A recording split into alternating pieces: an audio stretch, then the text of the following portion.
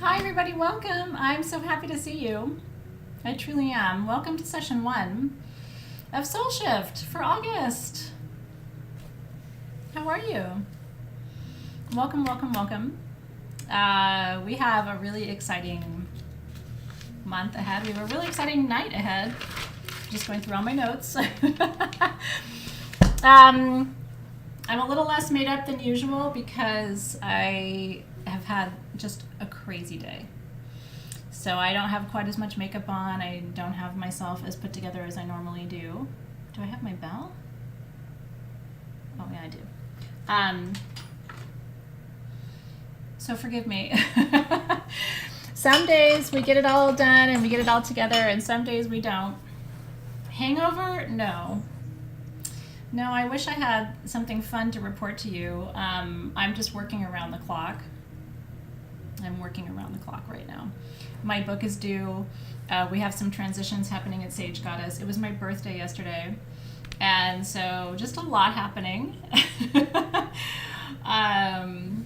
So thank you for your patience. It's also 150 degrees outside, so thank you for being so kind. Yeah. But I will tell you, I'm really excited for today's class. I really, really am. And I hope you're excited too, because we're talking about a brand new psychic gift. By the way, my birthday was beautiful. It was really, really lovely. It was. Thank you so much. It was a really beautiful day. And part of what made it so beautiful, I put my lip gloss on, it's 180 degrees outside too. And I have workmen working on my house. In fact, this whole room was covered in plastic and tape until about 15 minutes ago. So that's why I'm telling you, if I seem like, oof, like literally, I didn't know if they were going to finish this room in time, because I've had all new lighting installed here, but they had to do it today. And I was like, but you know, I teach at 3 o'clock. So literally this entire room was covered in 6 ladders, plastic everywhere. I don't even know how they finished it in time. They scrambled so that I wouldn't be late with you. But I have to have better lighting in here to be able to do things at night. So if I could show you the ceiling, it's super pretty. I can't show you. But literally today I'm like, can I get there in time? Can I get there in time? And I had to drop Zoe off to her best friend's house for her birthday party because her best friend's birthday is today. So I'm going to try to be fully grounded and in my body. I'm going to take a minute. Let's burn some sage. There are days where I feel like Wonder Woman, you guys, where it's like, I don't know how I did it all today. I've been up since 5 a.m. this morning, working and running, but it's worth it. I got everything done I needed to do. So just a little bit of white sage. I'm not hitting buttons. I actually was like, don't touch this and don't touch that and don't touch this and don't touch that. The poor guys were like, what can we touch? But they actually had to redo the entire ceiling of this room. But they did a beautiful job. So welcome to session 1 of Soul Shift. If you saw what was behind the scenes, you'd be like, holy shit, girl. You got this. So today, what we get to do is we get to go through our worksheets. And we're talking about 2 very important psychic and intuitive gifts today that are gifts that I have. And as with every month in Soul Shift, is anybody new, by the way? We do have some new people in our community. A lot of new people in Crystal Masters, but I don't know if there's anybody new in Soul Shift tonight. Is tonight anybody's first session of Soul Shift? I just would love to know. Thanks, you guys. Anybody have a first experience with us tonight? Just would be kind of fun to know. So if you're new, and even if you're not new, it's kind of nice to remember that the first 90 minutes of class from now until 4:30, I didn't even grab anything to drink. I probably should have done that. I may take a break midway through because my throat is a little dry from talking all day. I love it. So it's Margaret's Menagerie, first time live class. Lena says she feels new. It's a new year for you. You just turned a new year. That's why you feel new. If you are new. And Sienna's here. How fun is that? Catherine's like, I'm still new. Meg D, first time, first session. I'm so glad you're here. Annette feels new. So I want to tell you that the first 90 minutes is really me focusing on the camera. in teaching. Some people in Soul Shift only stay for the first 90 minutes because that's the class content, and they're not as interested in the Q&A. They're not interested in readings. They're not interested in the rabbit hole. Some people just want the nuts and bolts. So they come for the first hour and a half, they leave for the second hour and a half. It's totally up to you. It doesn't hurt my feelings. And if you are one of those, and there's a lot of you who do that, because you really just don't have time for the more unfocused part of class, that's why we design the curriculum this way. So what I would say is, if you're here for the nuts and bolts, that's going to be from now until 4:30. Then I'm probably going to take a break to get a drink, and you'll take a break maybe for 2 minutes, 3 minutes, and then we'll come back, and it's all Q&A.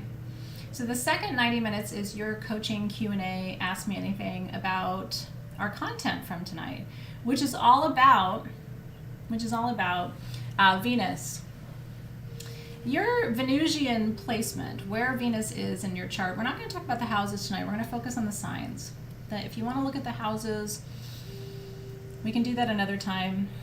We're going to be taking more of a direct path into astrology next year. It's a side focus this year. It's not the main focus. So we're going to be talking about what sign your Venus is in tonight and how it might impact the development of these two psychic gifts, which is clairalience, your ability to smell, and your clairgustance, your ability to taste, right? Yeah, and so we're going to be focusing on that for the first 90 minutes. I have some breathing techniques and a couple of other little tips and secrets and techniques to share with you. And then, like I said, the second 90 minutes is going to be more focused on your questions and maybe, kind of drilling down into some of the content. Now, and Kathy said these gifts are not her gifts. What I want to encourage you to do, if you can, you know me, I'm not going to tell you what to do.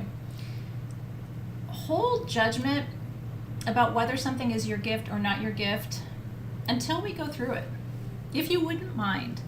Just because there could be something I share with you tonight that makes you go, maybe this is one of my gifts. I did not think, and here's why I'm saying this, Kathy, I did not think that these were my gifts until I realized they were. When I first learned about these gifts back in the early 90s, 1992 in particular, I took a class in 92 with a really powerful teacher, and she was talking about clairalience and clairgustance. And I remember thinking, nope, this is not my bag. I want to learn about it, but this is not my thing. I did not think these were my gifts until they got awakened just a few years later. Now, I'm going to tell you, with these gifts, they don't come all the time. These are not common gifts, and they don't come to you every 15 minutes. This isn't going to be a daily thing where you're like, oh, I taste it, I smell it, this is what's happening. But I'll tell you something, if you are a healer, how many of you think of yourselves as healers? Because I think of you as a healer, and a lot of you do too, right? Yeah, so the quiz will lead you in one direction, but that's why I teach you, right? The quiz is to kind of like gauge you broad strokes. But then the reason I'm here in person to talk to you about these gifts is to take it off the page, as I like to say as a professor, and give you kind of a deeper dive so that you can hear some stories and some experiences and connect with the gifts on a different level, and then see what often happens with the gifts, okay, is you learn about them before you activate them. I so remember when clairalience, in particular, clear smelling, was awakened in me. It was like the planet shifted. It was like the earth tilted. It was a really intense moment for me. And I literally remember going back to my class in my mind. It was 1999 when the gift was activated. And I literally remember my 1992 class. I know this probably makes me seem really old to you. Maybe it doesn't. But I literally remember going, holy shit, this is what she was talking about. This gift just got activated in me. And if that ever happens for you, I will feel like this year's teaching was totally worth it. That something I say tonight or something I say this month, in a year from now or 3 years from now or 5 years from now, if that happens to you, when that happens to you, it will just fill my little heart to know that you'll go back and go, she told me about this in 2022. And that's why I'm sensing this now, or that's why I'm experiencing this now. One of the things with the psychic gifts is that life is very long in its own way, right? Everybody always tells you how short life is. But there's also an element of how long life is, don't you think? And sometimes we, just like crystals reveal themselves to you before you need them, right? You'll be looking at, I don't know, somebody's website, whether it's mine or somebody else's, and you'll go, why am I so drawn to this stone? I don't need that right now. I'm not going through a breakup, or I'm not going through grief. And then a year later or 2 years later, you're like, the universe was telling you, right? Like, this is why this is important. So hold space. In the grand scheme of things, like I said, my goal is that this year, especially with some of the more esoteric gifts that I'm teaching you, like discernment and clairvoyance, I'm trying to teach you the things that nobody else teaches about. I've never seen anybody teach all the psychic gifts that we're teaching this year, which is why I think this program is so special. And so my hope is that when and if these gifts come to you, they will, something in your brain will go, oh yeah, I remember when she said that. I remember when she was talking about that. Now I know why I was there. So, yeah, I was 20 in 1992 and really in earnest beginning my spiritual quest. My family's business had just burned down to the ground, and which was what I thought I was going to be doing for a living.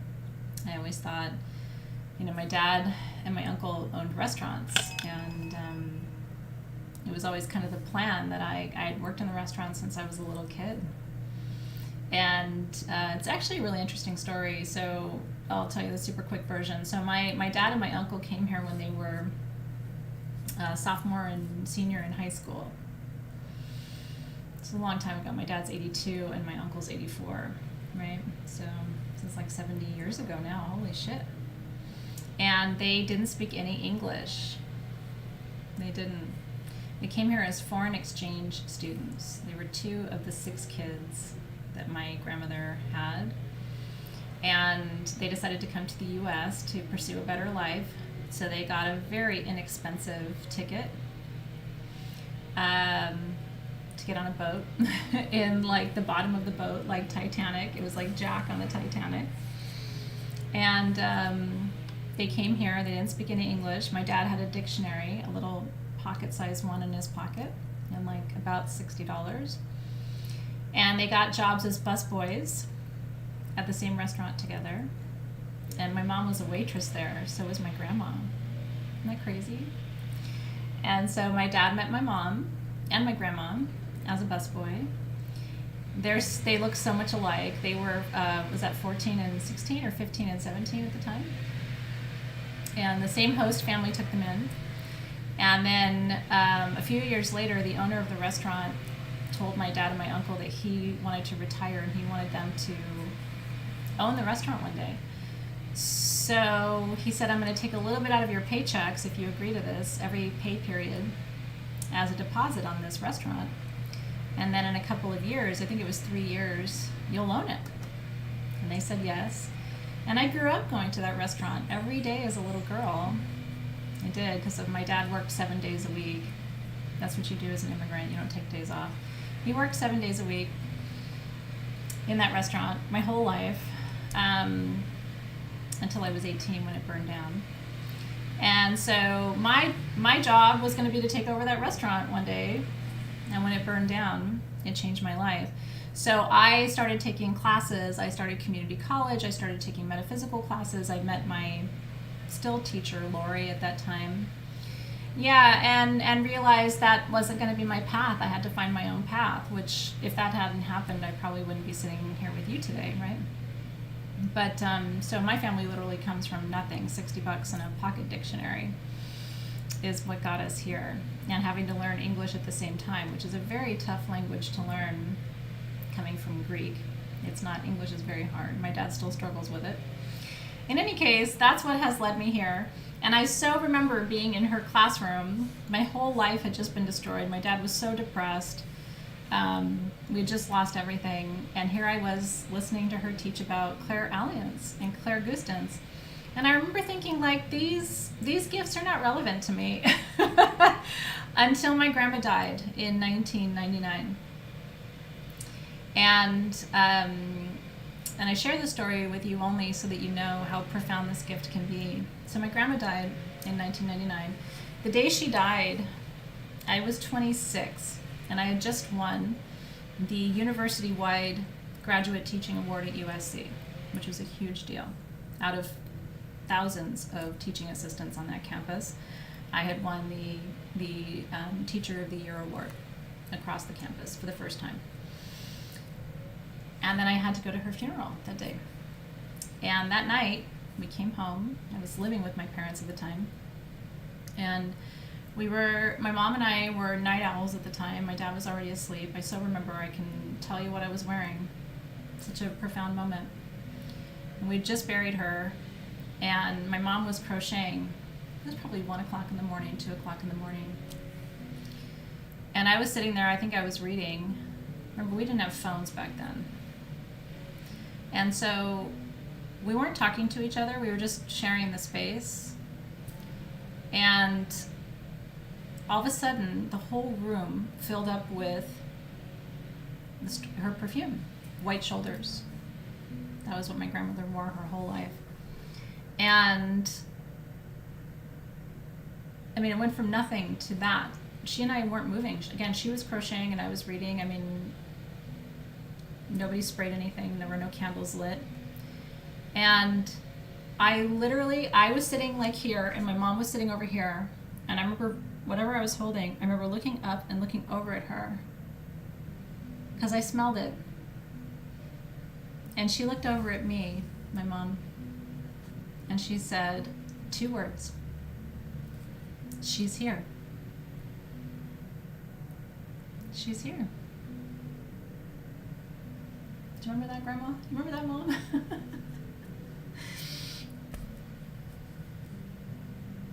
She's here.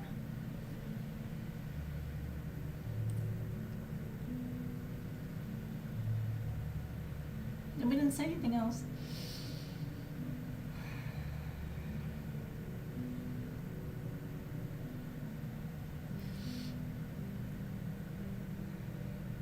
And it was so comforting. It wasn't scary. It was just like,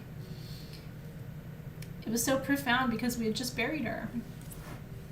And yet it was the most, there's no other way she could have come to us to tell us she was okay that would have been more profound.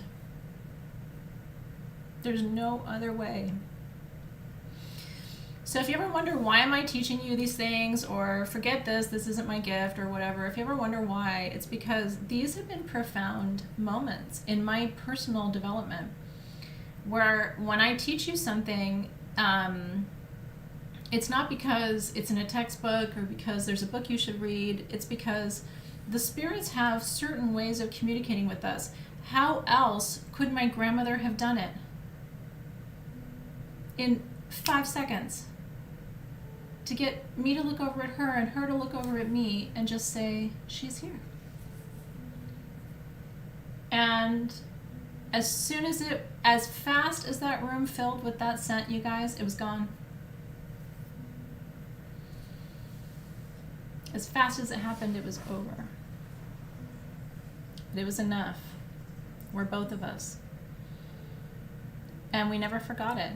I mean, up until, a few months before she died, we were still talking about that moment of like knowing that she was okay.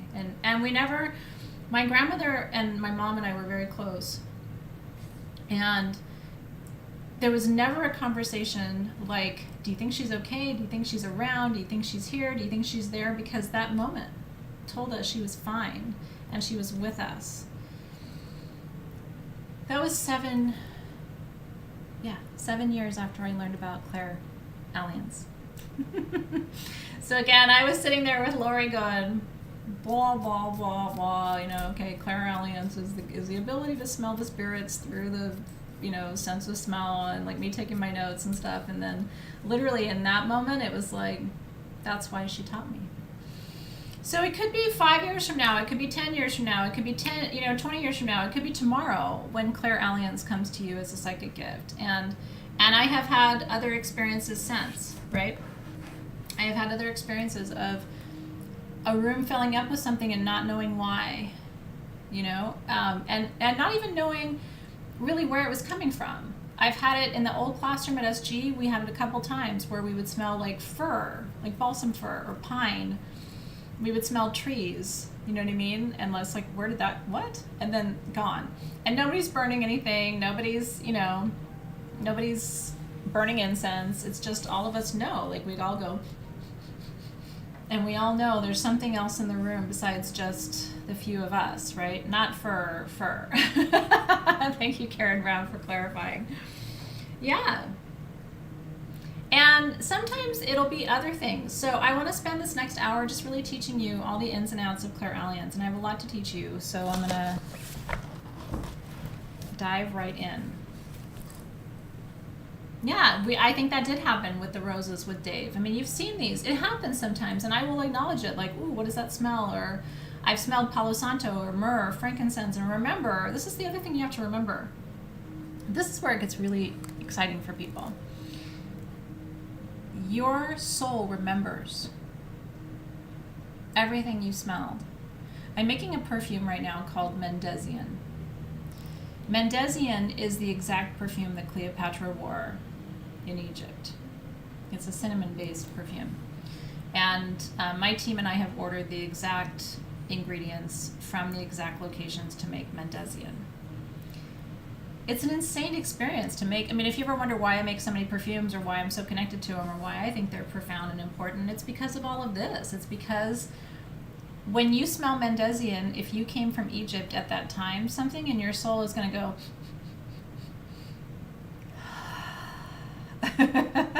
just like my soul, when I smell white sage, my soul just goes, right? Like there's such a settling and a relaxing and a calming and a grounding that happens for me.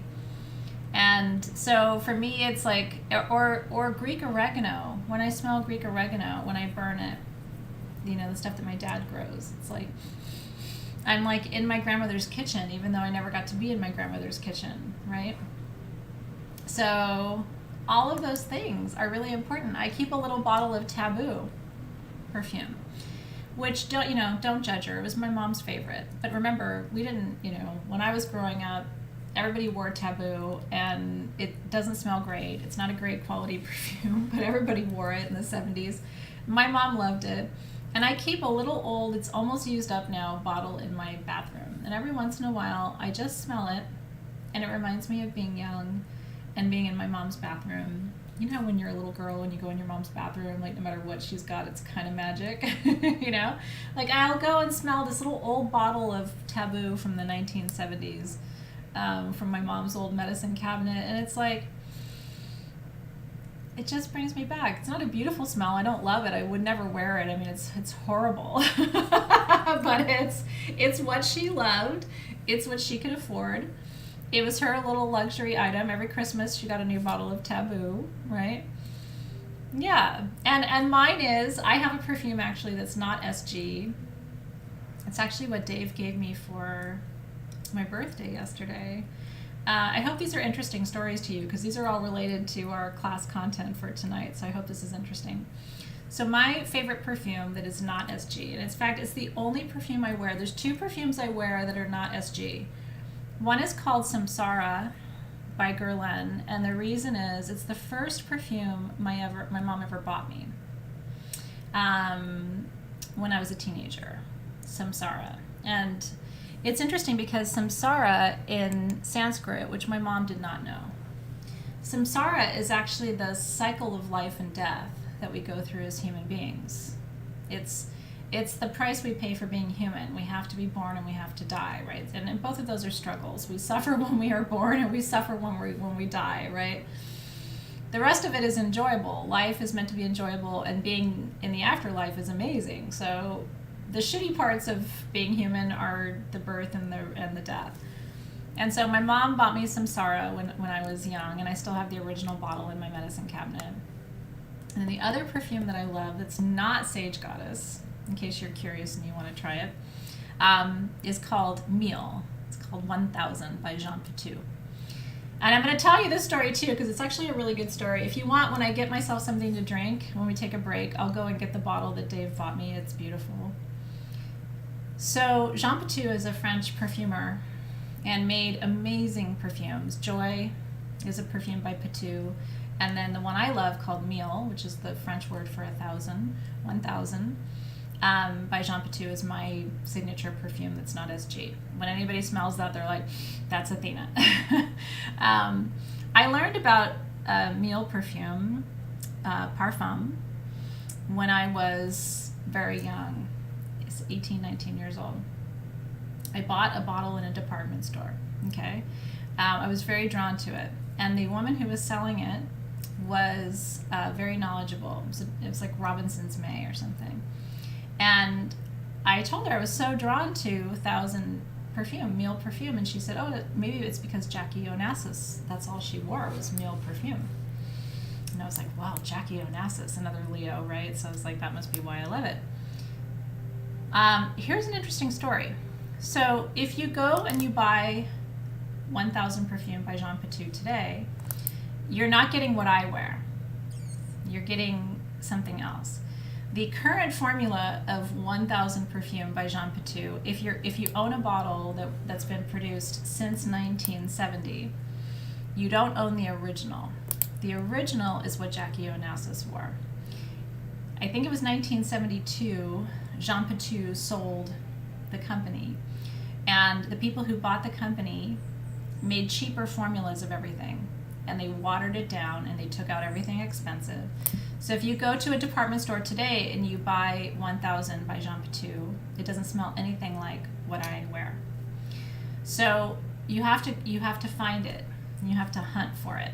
And Dave found me a vintage 1970 bottle of 1000 perfume by Jean Patou before the company was sold. And here's why the story is so special. So Jean Patou set out to make the world's most expensive perfume. There are 1,000 roses in every bottle. 1,000 roses in every bottle. That's why it's called Miel. Okay? And what he did is he took, I can't remember if it's 100 bottles or 1,000 bottles. He took, I think it was 100 bottles of the original formula. The bottle he got me for my birthday. Okay? And he drove it himself in a Rolls Royce and delivered it by hand to his most exclusive clients in these velvet boxes. And I'll show you the box too. And so it's very hard to find. Dave had to hunt and hunt and hunt and hunt, and he found me an original bottle of Miel from before the company was sold. It's called the X-Tray. And that was my birthday present yesterday. And I kind of screamed a little bit. And you can tell because the current, if you go and buy a Miel at a department store, it's kind of a golden color, but the original is almost black because it's made with the real black roses. He did a good job. I use very little because it's so expensive. I mean, it's like each drop is dollars. But he did. He went on a search and found me the original X-Tray of Miel perfume by Jean Patou before they sold the company and before. So this is exactly what those women would have received. I know. And it smells exactly the same. Good perfume that's made in the correct way ages better. It gets better with age. It doesn't no, Terry, if you have a good perfume that's made with real essential oils, it will get better with age. It doesn't get worse with age, especially an alcohol-based. So, anyway, that was my birthday gift. I thought you would like to know that story.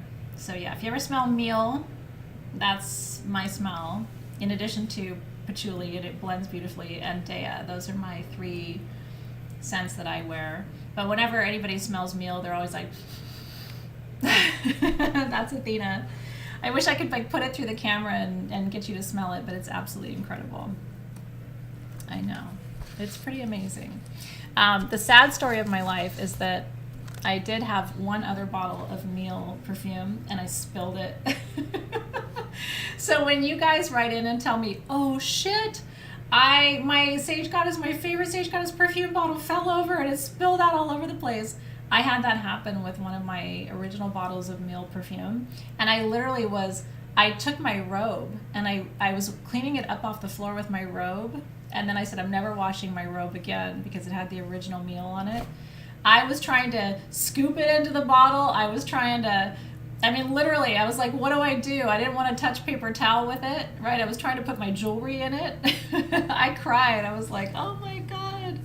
So when you guys spill shit and you think I don't relate to you, I just want you to know I really do relate to you. It was one of the heartbreaks of my life. So Dave did this for me as a way of refilling my bottle that spilled over a year ago because it was a heartbreak for me. Yeah, I've tried. I can't copy it. It isn't anything I can make for you. I wish I could. I would try if I could, Ray. I know. I cried. But my robe, to this day, don't think badly of me, but I have not washed my robe. Because I don't want to lose that original.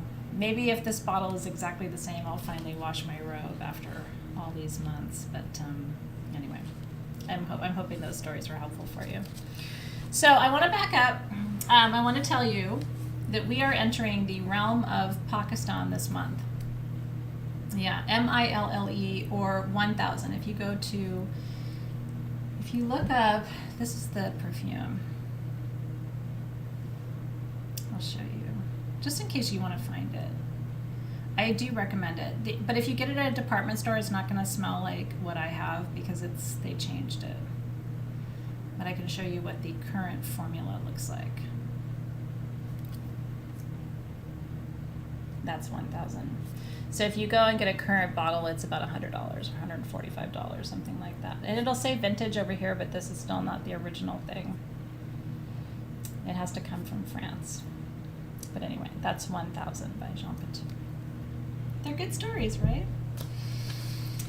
Okay, so we have some stones at sagegoddess.com today from Pakistan, by the way. We have aquamarine double terminated wands. I'll grab a couple of those to show you when we take our little break. And we also have some peridot from Pakistan today. So we have some fun things at sagegoddess.com for you. And your code is Luna for 23% off right now.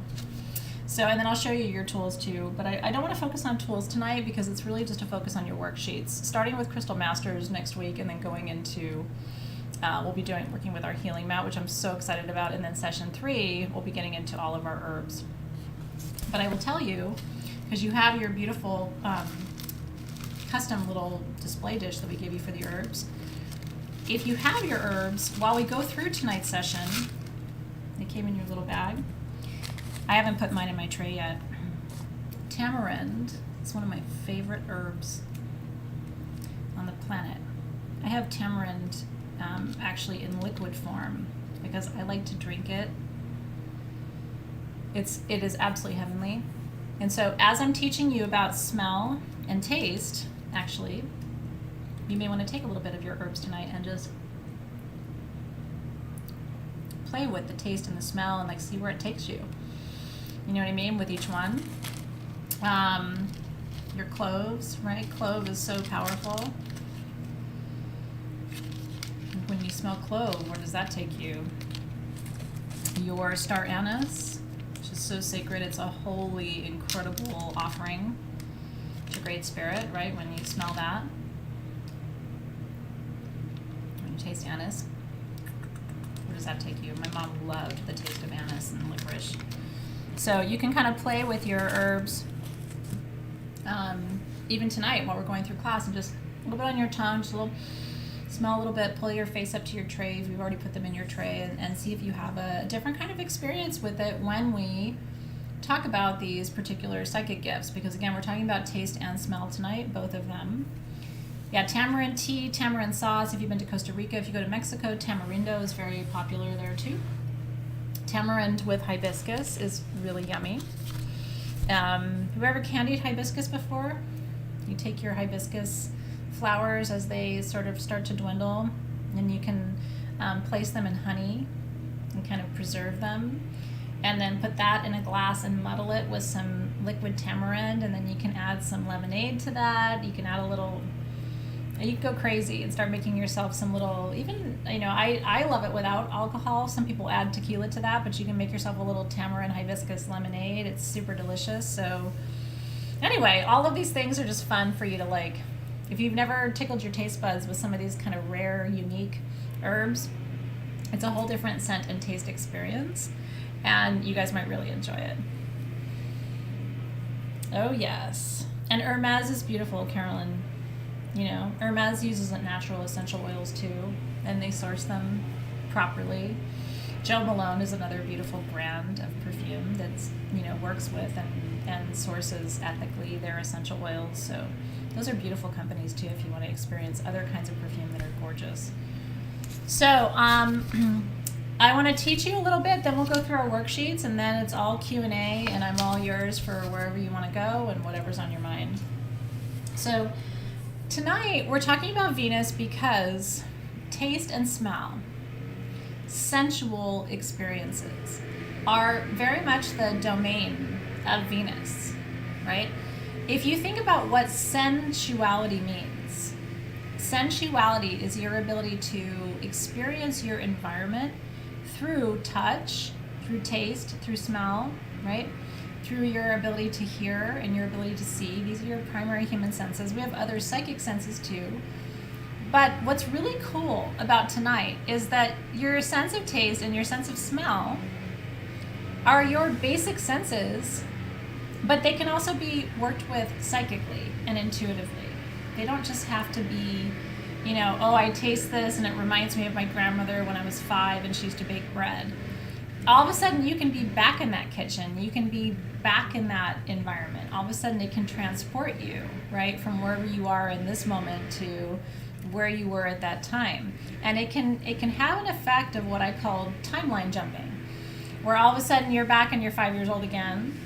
Now there's gardeners. Sorry, Katrina, I hope it's not too loud. They're not my gardeners. It's my neighbors. They're usually not here at this time. Can you guys hear me okay? Unfortunately, I can't tell them to stop, but they don't take very long. So if you can just be patient, it'll be over in a second. I always make sure there's nobody working on my yard or my house while we're in class. So I hope it's not too much of a distraction. But back to my point, it can transport you back to that time.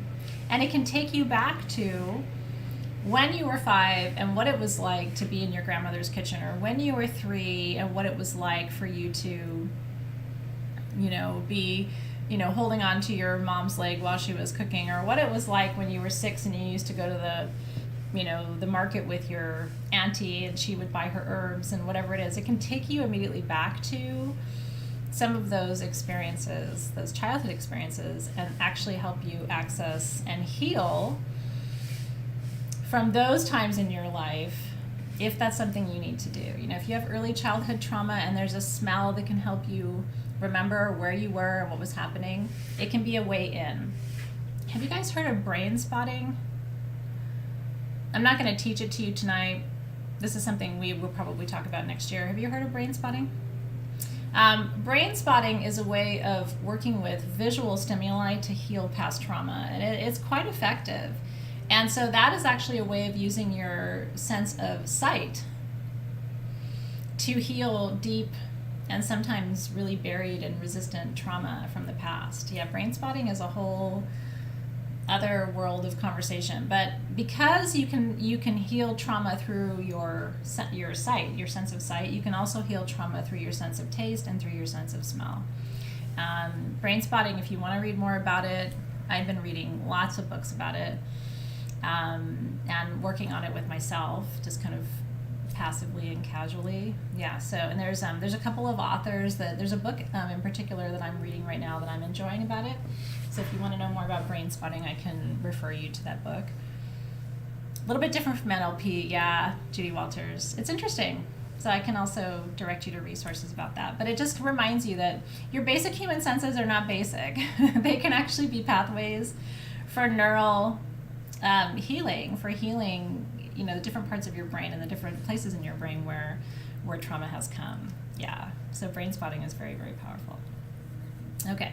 Now, Venus is associated with your sense of smell and your sense of taste. That's why those of us who are very connected to Venus, right, are very connected to perfume and to resins and incense, and we love like good food. And I don't know about you, but like when I go to a meal, for example, I'm not the kind of person who just wants to order one big meal and that's what I eat.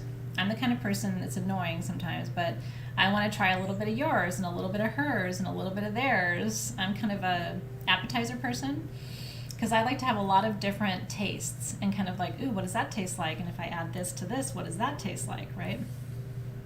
So and maybe it's because I like to cook, but I'm always interested in, if I add this, does it change that? Does it change the way the food gets digested? Does it change the way my body receives it? Do I like it spicier or not as spicy, right? So that's why Venus is associated with smell and with taste, because our sensuality is really connected to those two senses in particular, you know? And I'm going to say this too, don't judge me for that. Females tend to be more connected to their sense of smell and their sense of taste, and males tend to be more connected to their sense of sight and their sense of hearing. So there's an eroticism that comes, right? Are you a grazer too? Yeah, I'm not a big eater. I ate a huge meal for my birthday last night and I didn't feel good today because of it, because I usually eat about this much food. But the food was so good last night and I was taking a little bit of this and a little bit of that, and it was too much. But anyway, men in general, not to stereotype, but men, scientifically, this isn't me making this up, there's science behind it. Men tend to be very visual. So what they see attracts them and what they touch attracts them. But women tend to be more turned on by what we know smells, like, oh, you smell so good, or like taste, right? Like flavors of things tend to get us kind of excited. So that is kind of how these break down in terms of gender. Men tend to be more involved with sight and with hearing and with, you know, with what you say, your words and things like that. And women tend to be more associated, at least in terms of being physically turned on sensually, by taste and by smell. Okay, so there's two parts of your central nervous system, okay? And again, I'm not in the feed too much. I'm really focused here. I will go more to the feed when we get to our Q&A section. Karen Brown, though, is here with you, so if you have specific questions, she is there and can help you while I focus more on the teaching, because some of this is going to get a little bit more technical, and I just want to make sure I'm focusing with you. Also, if you find yourself sometimes getting a little bit too distracted by the feed and you just want to be more focused on the content, you can feel free also to not focus on the feed until the Q&A section too. It's just completely up to you. I say that more for new people, because sometimes new people feel like they have to watch me and participate in the feed, and sometimes it's too much. I find it too much too. So what you can do if you want is just focus on what I'm sharing with you right now, which is the core content, and then come back to the feed in the next hour when we have more of our Q&A session. Okay, there's two parts to your central nervous system. There's the sympathetic nervous system and the parasympathetic nervous system. Your parasympathetic nervous system is the nervous system that's involved primarily in your healing. Let me say that again. Your parasympathetic nervous system, P-A-R-A, sympathetic, is what's more involved in your healing process. Your sympathetic nervous system is more of your fight or flight response, okay? Your parasympathetic nervous system, what most people call it is the rest and digest, okay?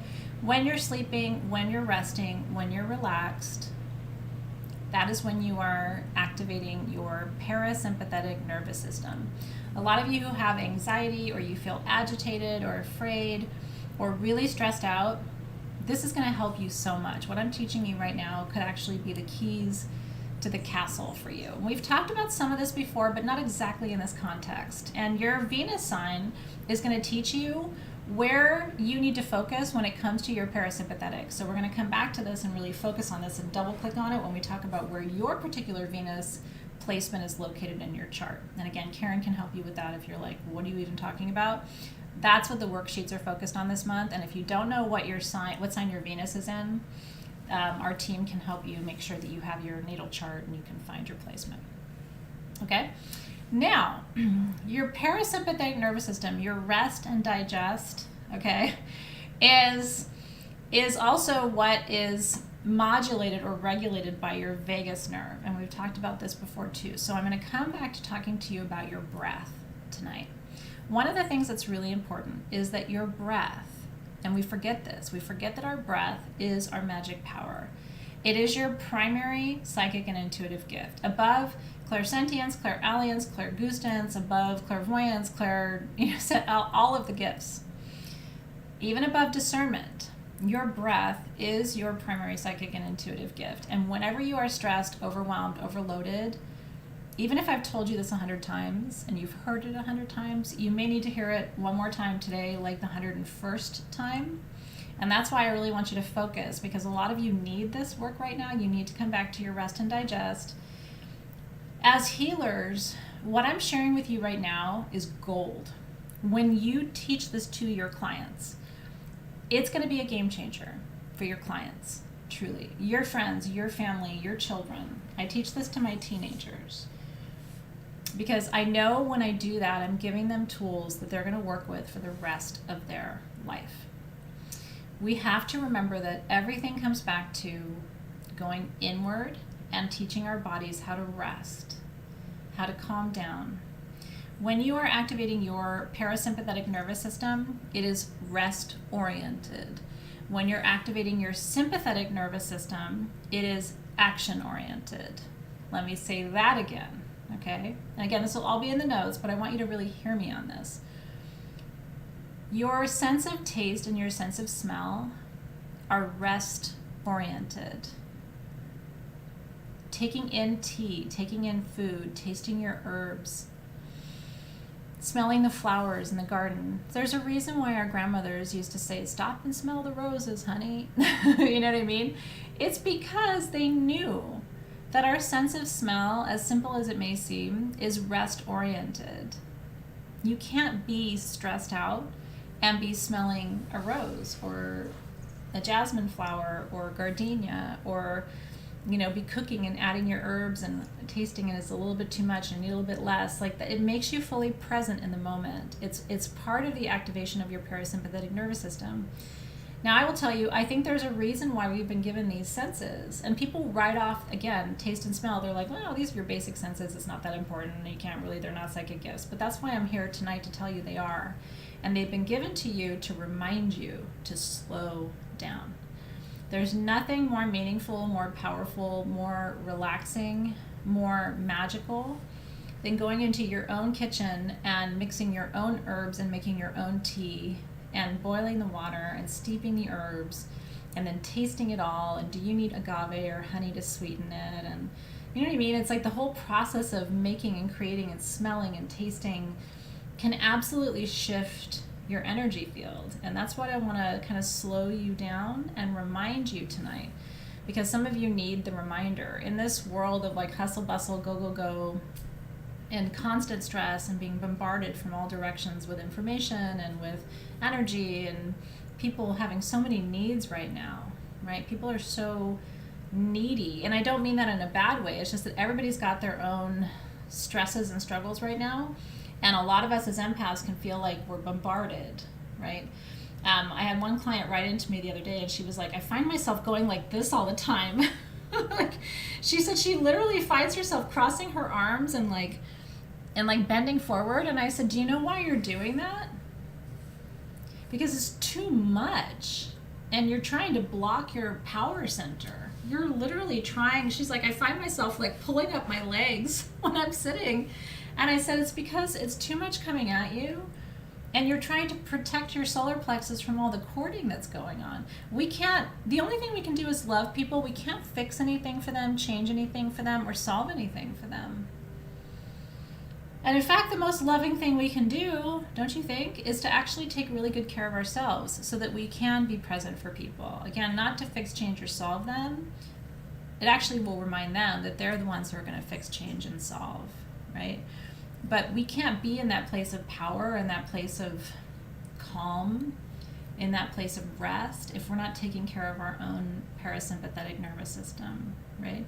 But I find I do it too. I'll be talking to somebody, and if I see myself go like this, I know there's a problem.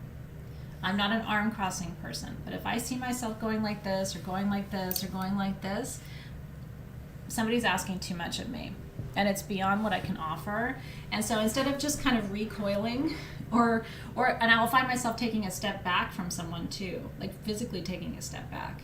And it's because they're too much in your field and they're trying to take too much of the energy and you can't hold it, right? So teaching these things to your friends and your loved ones who are going through a really hard time right now will help them take care of themselves. Does that make sense? We need to help people learn how to take care of themselves. It's the greatest gift we can give them, whether it's your children. Again, my son's going to be going off to college in 3 years, 2.5 years. If I don't teach him how to regulate, it's not going to help him to call me every 10 minutes. I'm not going to be able to fix everything for him. So I'm constantly teaching him how to regulate his own energy field and different tools and tips and techniques for when he's overwhelmed, what can he do? And it's amazing to see, even a teenager rise to the occasion of being able to incorporate some of these things and go, you know what, I did that. He told me the other night, you know what, Mama? I was really stressed and you'd already gone to sleep. And there was a group chat and all these things. And so I grabbed my lavender oil, because he keeps lavender essential oil from SG on his nightstand. And he said, I grabbed my essential oil. I did my breathing technique. I taught him the vagus breath, right? The exhale is twice as long as the inhale. And I kept inhaling my lavender oil, and he said I fell right asleep. And I thought, that's a parenting win, right? He's self-regulated. He could have come to me, I would have helped him. He could have gotten me up and I would have done the thing. But he was like, I was really proud of myself because I grabbed my essential oil, I did my, exhale twice as long as you inhale, and I fell asleep before I even knew it. It's really an incredible gift. So everything I'm teaching you tonight, I hope you're going to take, I hope you're going to share, I hope you're going to incorporate it as part of what you teach your extended family and loved ones and friends, because it will really, really help them too. Okay. I want to say this too. Okay. So a lot of you have kids going back to school. I do. You have, summer's ending. We're going back to kind of a regular routine, right?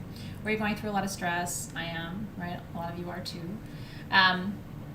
When you don't take care of your parasympathetic nervous system, your sympathetic nervous system gets behind the wheel. And do you know what happens when that happens? Your levels of cortisol in your body increase, okay? As well as your levels of adrenaline. So you get into fight or flight or freeze. And so if you do not learn how to calm down, reduce your own internal stress level, activate the parasympathetic nervous system, you're handing the keys to your car over to the sympathetic nervous system. What that's going to do is it's going to rev your cortisol. What does cortisol do? Cortisol lowers your metabolism, makes you store all your food as fat, so you build up a kind of we call it a tire, right? You gain weight right in your stomach and all the way around the middle because your metabolism slows down, and your entire body goes into a state of heightened inflammation, which leads to illness and disease. It also leads to pain and discomfort, okay? So what we want to do is avoid that. So everything I'm teaching you tonight is actually going to reduce inflammation in your body. It's going to reduce the levels of cortisol in your system. This is related, by the way, to adrenal fatigue. So when you get to that point where you're like, you have zero resources left because you're just like this all the time, it's because you're living in your sympathetic nervous system. Cortisol's driving your bus.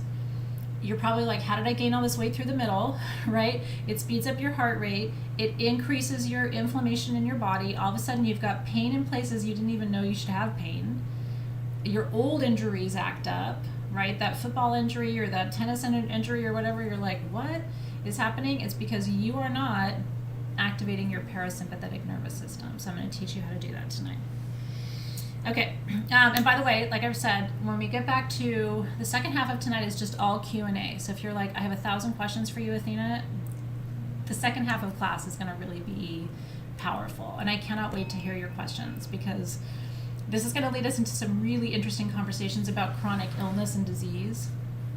I have to think about this as someone who lives with 3 autoimmune diseases.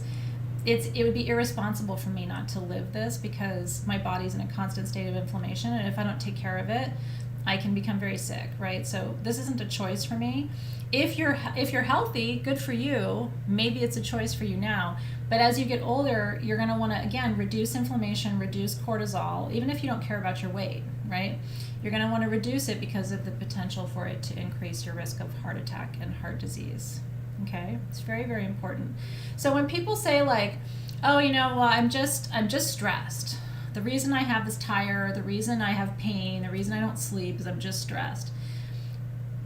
They still need to hear this, because it isn't just stress. It's how they are choosing to react to stress, because you have a choice in every moment about how you respond to stimuli. And so, but when you choose to react to stress from a place of stress, then you rev the engine on the cortisol and all the things we're talking about for sure. Okay. I want to give you a word tonight. It's not a magical word. It's not a complicated word.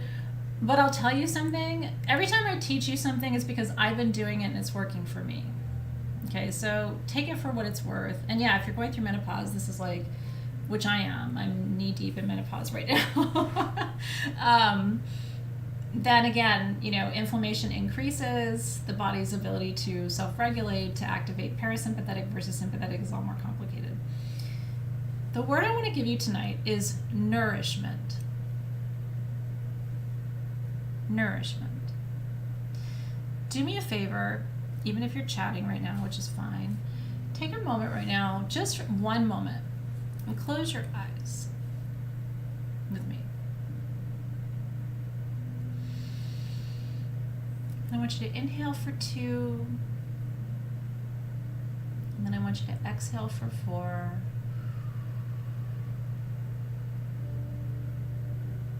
It's better if you do it through your nose. So let's try that again. Let's inhale for 2. And let's exhale for 4.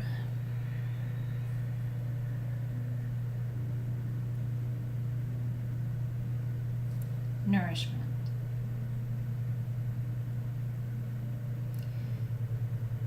Nourishment is a very powerful word. If you can carry it through this month, if you can carry it through the rest of this year even, I know it's a big commitment.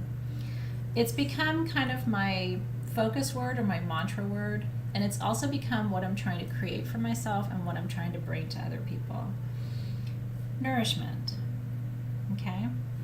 What I mean by nourishment is this. When we are in that rest and digest, soft, receiving place, that parasympathetic nervous system, we are nourishing ourselves, okay?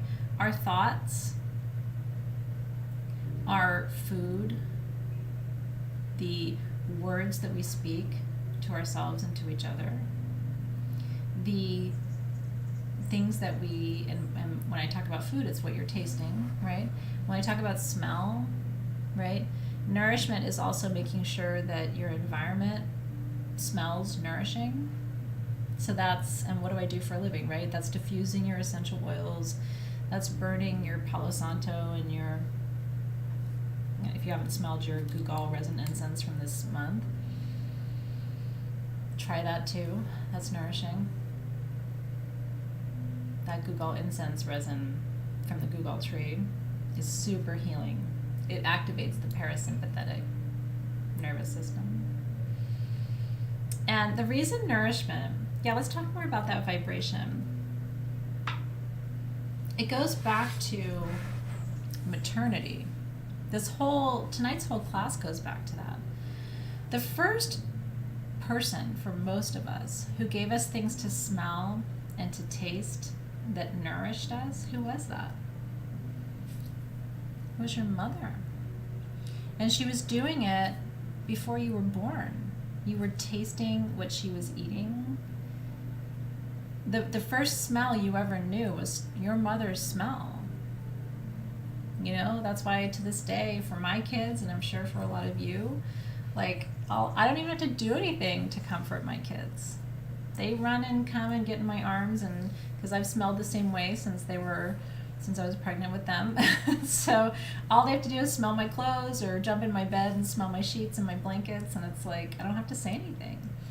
Nourishment is a parasympathetic experience. It's not, usually the people who nourish you aren't really trying, right? It's effortless. If we're trying to nourish someone, it's that we're trying to feed them, and not just food, but feed them support and feed them love and feed them tenderness and feed them kindness. Now, if I've lost my mom, and so I don't have my mom to nourish me anymore. But what's really beautiful and what I've learned this year, and I know, listen to me, I know it sounds trite as shit, okay? And I'm not trying to be fake. I'm a very real person with you. I don't pull punches. I'm as honest as I can be with you. And I don't try to say things that sound just cheesy or fake. But I really have learned this year how to nourish myself. Has it been easy? No. But for me, nourishment looks like a few things. Ever since my mom passed away, I drink tea every day. I wasn't always a daily tea drinker. I am now. And one of the ways I nourish myself is I make myself tea. I blend different things every day. I have one cup that I drink out of every day. My little diffuser, it's not a diffuser, but it's like a strainer. And I'll add little things, fresh tea leaves from my garden or mint leaves from my garden or, whatever it is. I added orange peel this morning because I ate an orange and the peel was sitting there and I was like, that should go in my little tea strainer, right? So I have had to learn how to nourish myself. I take a bath every day, and not just to stay physically clean, but because taking a bath makes me feel held. I love being warm and in the water, and I have a playlist on SoundCloud that I always play. It's called Bath Beats, and I put on my Bath Beats playlist, and it's kind of like a hang drum, and I instantly, my whole central nervous system just calms and relaxes. I nourish myself through candles. I do. When I light candles in the evening around my house and play music, it's a nourishment, right? There's also things that unnourish you. So I want to talk about that too. Things that are the opposite of nourishment for you. Be careful with your words, right? We unnourish ourselves through our words. Through words that are not kind to ourselves and words that are not kind to each other, right? I can't, I won't, I don't, or being mean to ourselves, mean to other people.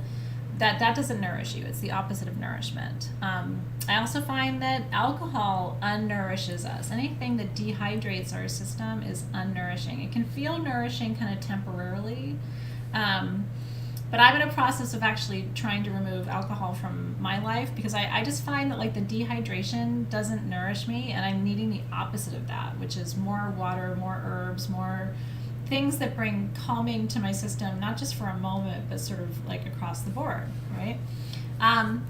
Good quality food nourishes you, and not overcooking your food also nourishes you. So that's important too, right? Going into the pool can be the same as going into a bath. So as long as you're around water, water is very nourishing. Remember, you came from the womb. You were submerged in water all the time. So we need to be near water, we need to be hydrated, our herbs can nourish us, not just the taste of them, but the smell of them too. I find too, sometimes sweetness nourishes me. Does that sound silly? And I'm gonna teach you this month. I don't normally do this, but I'm gonna be teaching you about some of the sweets and desserts from Pakistan, because the rituals of the preparation of some of the sweets and desserts is actually really beautiful, and it's designed to be nurturing and sweet. And there's a sweetness to dessert. You shouldn't eat too much sugar. It's not good for you. It increases inflammation, which is the opposite of parasympathetic nervous activation. But they make sweets, and they eat their sweets with their tea, and it is sort of like a loving, tender, nurturing ritual, if you will, in Pakistani culture. And I love that. Beth says true laughter is nurturing too. I think that's true too. Like laughter, music, dancing. Sometimes yesterday I was just kind of dancing around my living room in the middle of the day because I just wanted to raise the vibe, and it was my birthday, and I was like, my friend had texted me and said, I hope you're doing a birthday dance today, and I read her text, and I'm like, I haven't danced today, so I literally just like had a little dance party in my living room, and it felt really good. So these are all examples of how to nourish yourself. When we are nourished, we feel looked after and taken care of. So those are other phrases and words. You should feel this month, and this gift, by the way, of clairalience and clairgustance, learning to clear your palate and to intuit information through taste and smell, should make you feel looked after, held, nurtured, taken care of, supported, loved unconditionally, appreciated, validated, welcomed, right? When in Middle Eastern culture and Greek culture, which is where I come from, when you come to my home, if any of you showed up at my door right now, the first thing I would do would be to hug you and kiss you, and then I would run to my kitchen. This is no joke. I literally, and I always have things. Every Greek and Middle Eastern woman has things in her kitchen in case company comes. It's a true story.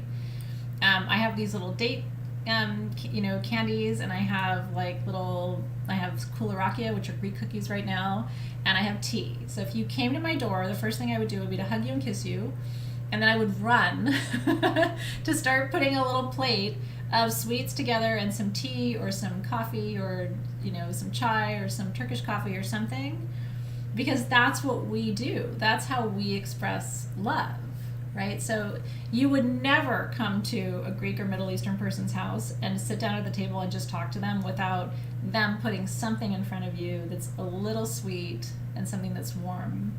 Because again, the whole idea is to hold you, right? To nurture you, to make you feel loved and welcomed. Because there's this principle in our cultures which says that a guest, there's actually a Farsi phrase, part of my family's Persian. There's a Farsi phrase, and the translation from Farsi to English is, a guest should feel more welcome in your home than you do. Isn't that interesting? It's the principle of hospitality. So a guest in your house should feel more at home in your home than you do. They should never feel uncomfortable. They should always know where the bathroom is. They should have all of this beautiful sweets and treats and warm drinks in front of them. And they should feel more comfortable in your house than you do. And I love that idea of this mutuality and hospitality. So again, this is all part of tonight's rhythm and energy. And maybe one of the, I always think about legacy aspects of our classes. My hope is maybe you'll incorporate some of this. Once a month, buy yourself some little biscuits. You know what I mean? Just little, I call them biscuits, because in my family we call them biscuits, like cookies, you know what I mean? Buy some little biscuits that don't expire too quickly. If you get British biscuits, usually they last a couple of weeks. Have some tea in your pantry, and if someone comes to your home, have a beautiful little plate. I collect vintage china from eBay. That's silly, but I do. Have a beautiful little china plate, and if somebody comes to your home, put out a plate of little biscuits and make some tea, and that's your way of honoring these Venusian, these Venus-oriented gifts tonight, so that you make any guest in your home feel more comfortable than you are. That's very important. Remember, too, that the amygdala, I've taught you about brain anatomy. I meant to print this out for you. Let me show you what the amygdala in your brain looks like. It's important for you to know these things, because your psychic gifts are all related to your brain structure. This is what the amygdala of your brain looks like.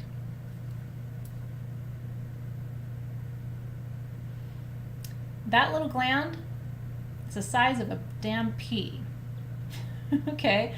Your amygdala is very, very important. It is the home of all of your unconscious memories. The experience of being in someone's home when they did this for you, and you've consciously forgot it, but unconsciously you didn't forget it. It left an impression on you, and you were like, that's how I want to feel. That's how I want other people to feel when they're around me. I want them to feel loved, looked after, nurtured, held, supported, encouraged, nourished, right? That's your amygdala. So it's the home of all your unconscious memories. Your sense of smell, okay, and your sense of taste are activated by the amygdala, because half of what you take in terms of your unconscious memories is through taste and smell. It isn't just through sight and hearing. So yes, what you see, right, is part of what's stored in the amygdala. And yes, what you hear is part of what's stored in the amygdala. But so is what you smell, and so is what you taste. Those are also stored in your amygdala. You can actually activate the amygdala to help you recall some of your early memories and also to help you clear them. And if you ever want to do this together, we could do it. We could actually do a clearing ritual for the amygdala to help it clear some of the unconscious memories of trauma. I've done it before myself with my own amygdala, and it's a pretty interesting ritual, or meditation, I should say. So I hope if you would be interested in that, let me know, and we'll do a little amygdala clearing. It's not going to clear anything that doesn't need to be cleared, but sometimes there's unconscious energy, unconscious memory that is just sitting there that doesn't need to be there. So it's sort of like spring cleaning, if you will. It's like anything that's ready to be released from the amygdala, it just gives it, it's like a sloughing off of like the top layer so that we can get down into some of the more important memories and energies. So it's an interesting concept. So just remind me and we'll come back and we'll do that. Okay, really quickly, and then we're going to get to our worksheets.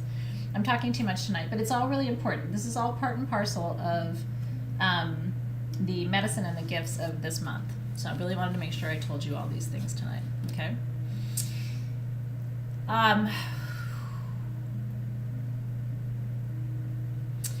The way you feel about safety, the way you feel about resilience, and the way you feel about childhood sits in your amygdala.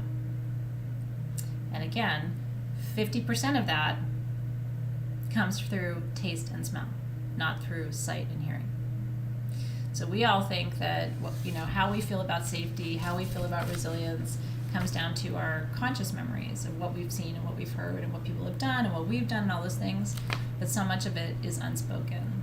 And that's the relationship between your modern brain, what we call the prefrontal cortex, which is what makes you smart and good at math and all the stuff that we think is like smart and like, modern. And then your more ancient brain, of which the amygdala is part, right? Okay. When you do the breath that I've taught you tonight, and when you start to focus on taste and smell, what happens is you also optimize and normalize your hormonal levels. How many of you are having hormonal fluctuations? Okay.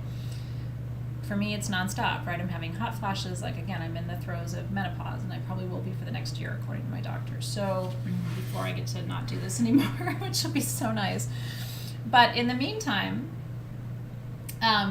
this is what's involved. When you start to regulate and when you start to bring attention to taste and smell, you'll be amazed at how you start to regulate your own hormonal systems. This is important if you're going through menopause. Some of you are still childbearing, right? So while you're pregnant, after you deliver the first 9 months of the child out of the womb, right, which is the second gestation, right? Every baby spends 9 months in the womb and 9 months out of the womb, still gestating. They're just gestating in the world instead of inside of you, right? But they're still going through that process. And so it will help you regulate your hormones too. What's the contrast? I just want to mention this really quickly too, okay? Let's try that vagus breath again, okay? And then I'm going to show you the opposite of it, and I want to tell you what it does to your body, okay? Again, your breath is connected to your sense of taste and smell. Inhale for 2.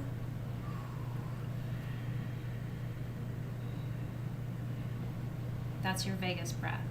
Now you can inhale for 3, exhale for 6. Inhale for 4, exhale for 8. Depends on how strong your lungs are, but at a minimum, in for 2, out for 4, right?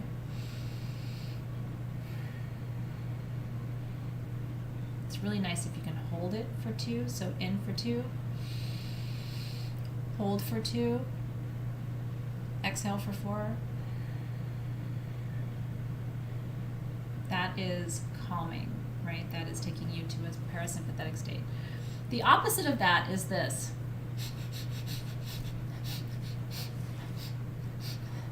Or you get bad news, right? And you go,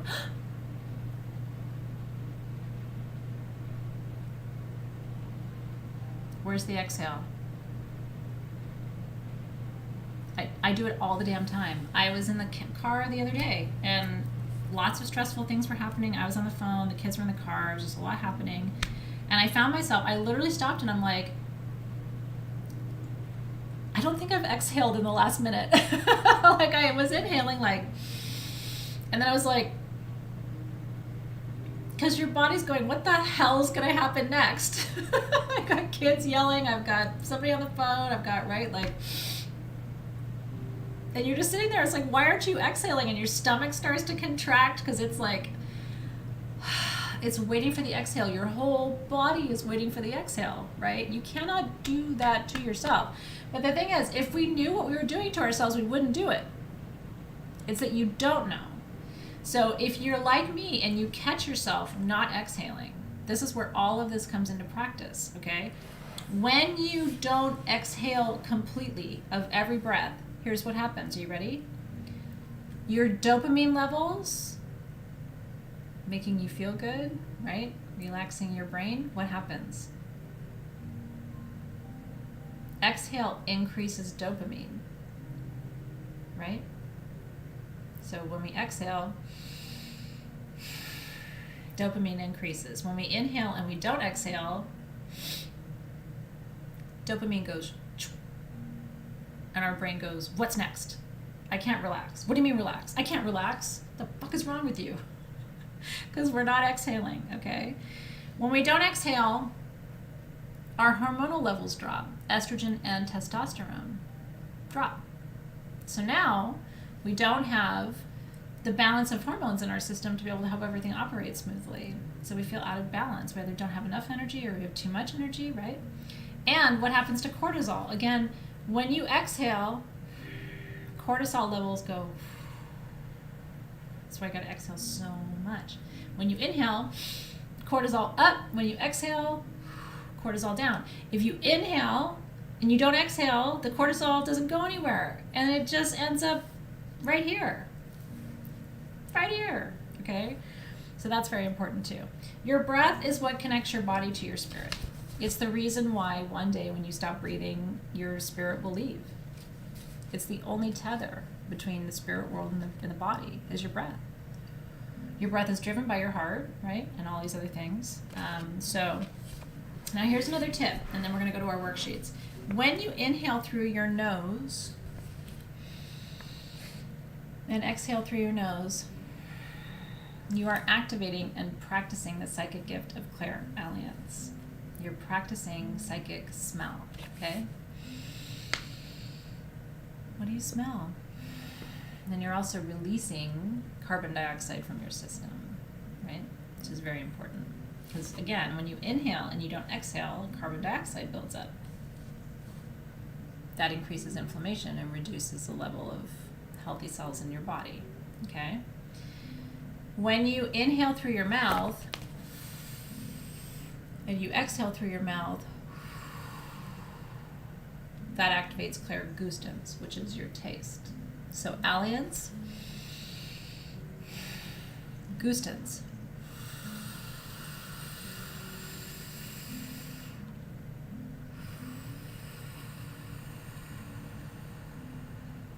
Literally feel it. The carbon dioxide is leaving your body, cortisol levels decreasing, estrogen and testosterone becoming in balance. And exhale is everything. If you learn how to breathe and you practice, you will free yourself from anxiety, depression, and physical illness and extra weight. It is a true story. But we don't learn and we don't practice. Your worksheets now. You're so welcome. These are the things I wish someone had taught me. You know, when I was struggling so badly with anxiety, especially when I was in my corporate career and traveling all over the world and stressful clients, and I didn't know how to breathe. And when I was going through massive postpartum depression, especially after Zoe, it was just so bad. Because when you have a C-section, your hormones don't. So I delivered my son naturally, but I delivered my daughter by C-section. And the experience of the two was radically different. And nobody teaches women these things. When you have a C-section, you're cut in half and your hormones just go shh. When you deliver vaginally, your hormones decrease at a natural level. But when you don't, your hormones go shh. And the propensity for postpartum depression, which is the unnatural crash of every pregnancy hormone you've been carrying in your body for 9 months, is like 85 to 90%. Nobody tells women this. And they don't teach them how to breathe through those first couple of months, because your body is already in this fight or flight stage, and you're not going to be able to fix it or adjust it until you learn how to regulate and activate the parasympathetic and reduce the sympathetic response. Who knew? You're sitting there just trying to heal from a big ass cut. I had no idea that it was an energetic experience and I needed to learn how to breathe. As soon as I did, I was fine, but nobody talks about it. Have you heard people talk about postpartum depression, C-sections, and breathing? Because I haven't. I one day, maybe when I retire, I'll do a class or something, you know, because it's just, I feel so terrible for women who just don't know. But you know, so now you can go teach people. You can do it and you can teach people. It's something like 25% of women have C-sections now, right?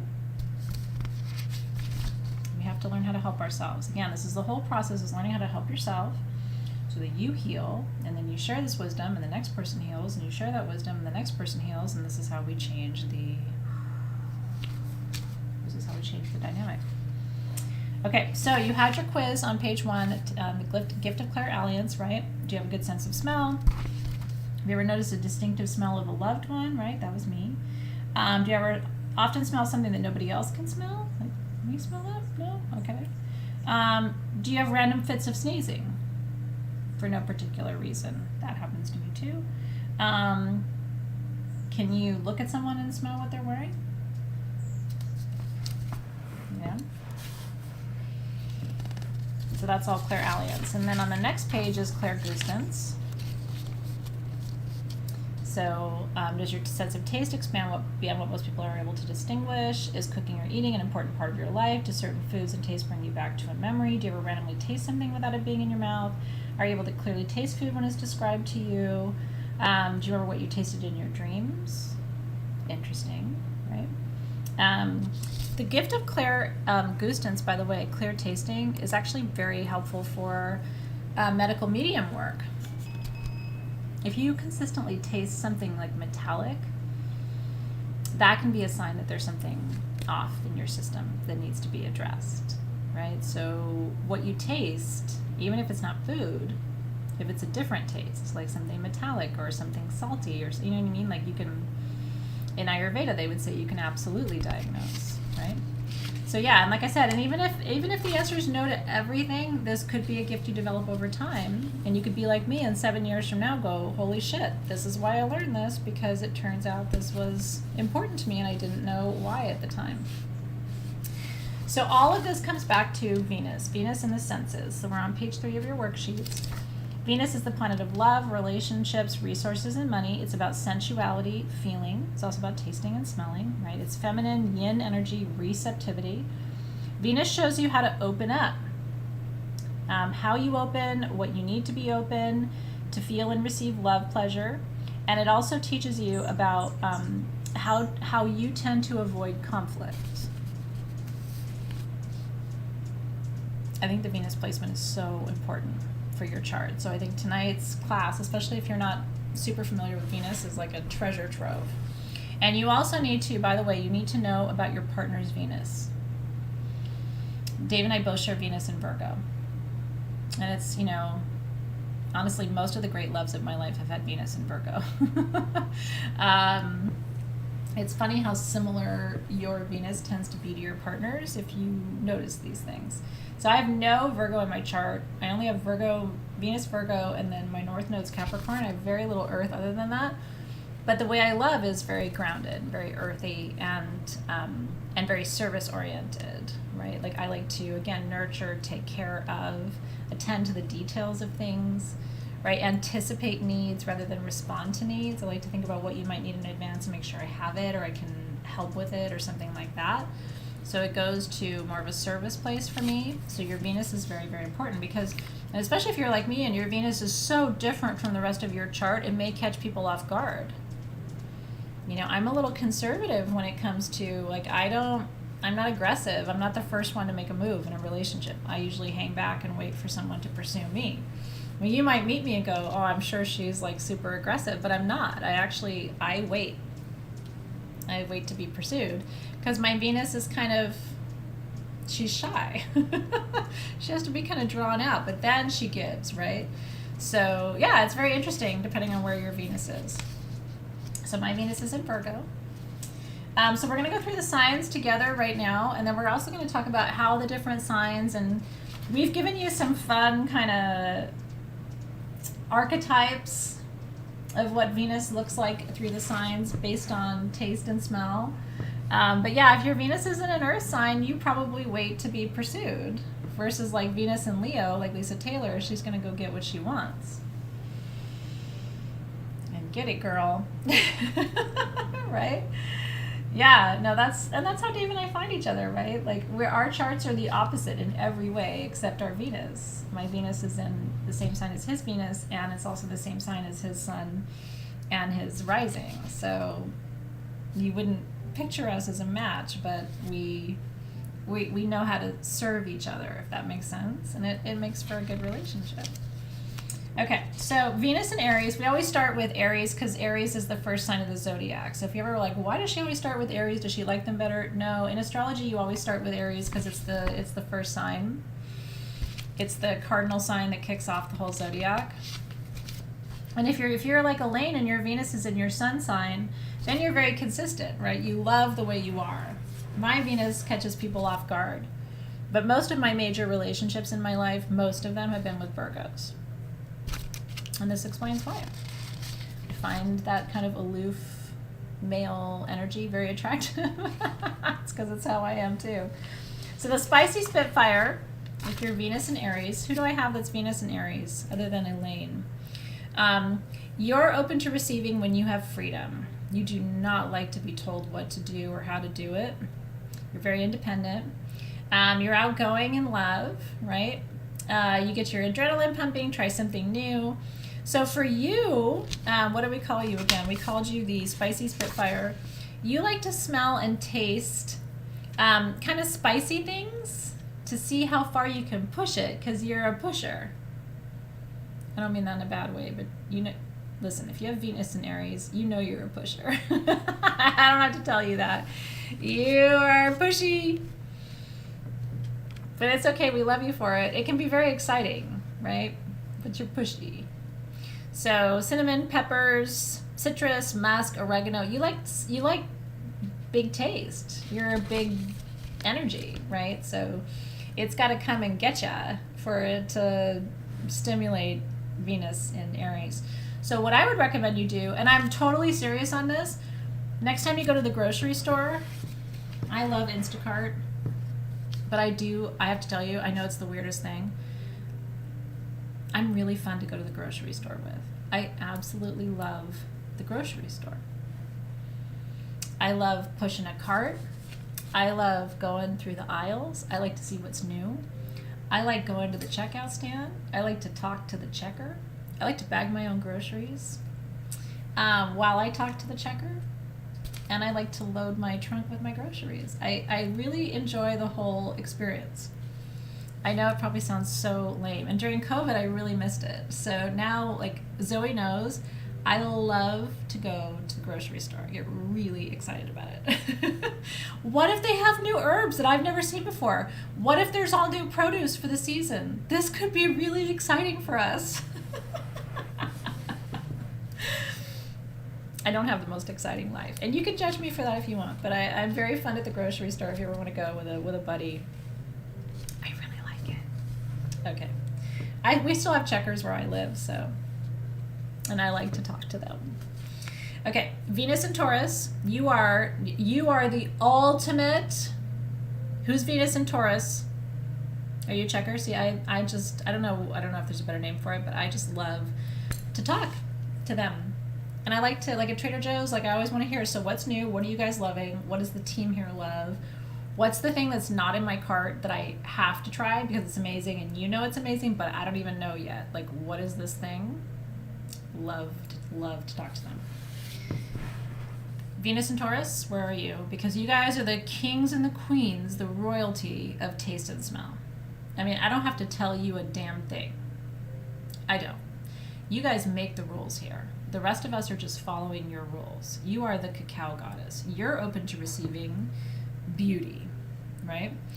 Pleasure breaks down your barriers. So when you feel stuck, you got to do something that makes you feel good. See? Look at that, Teresa, Amy, right? Brady's partner. Mm-hmm. So you like very earthy, very sensual, sometimes very grounding. That's why we put cacao, chocolate, strawberries. Dip your strawberries in the chocolate. You also like butter, but also like my Venus in Taurus folks, they're going to make flavored butters. They're not going to just do regular butter. Super basic for them. They're going to do a garlic chive butter. They'll like knock your socks off with it. They like avocado. They like things with a lot of texture and a lot of like richness. It's very indulgent for them, right? Venus in Gemini now is different. You're the sweet and salty siren.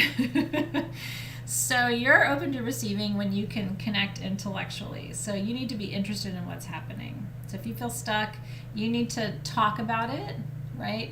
You're the one who wants to talk about the recipe first. Who's my Venus in Gemini?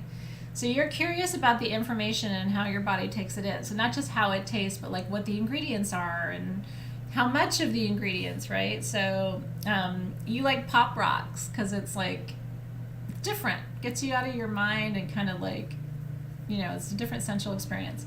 Lots of sweets.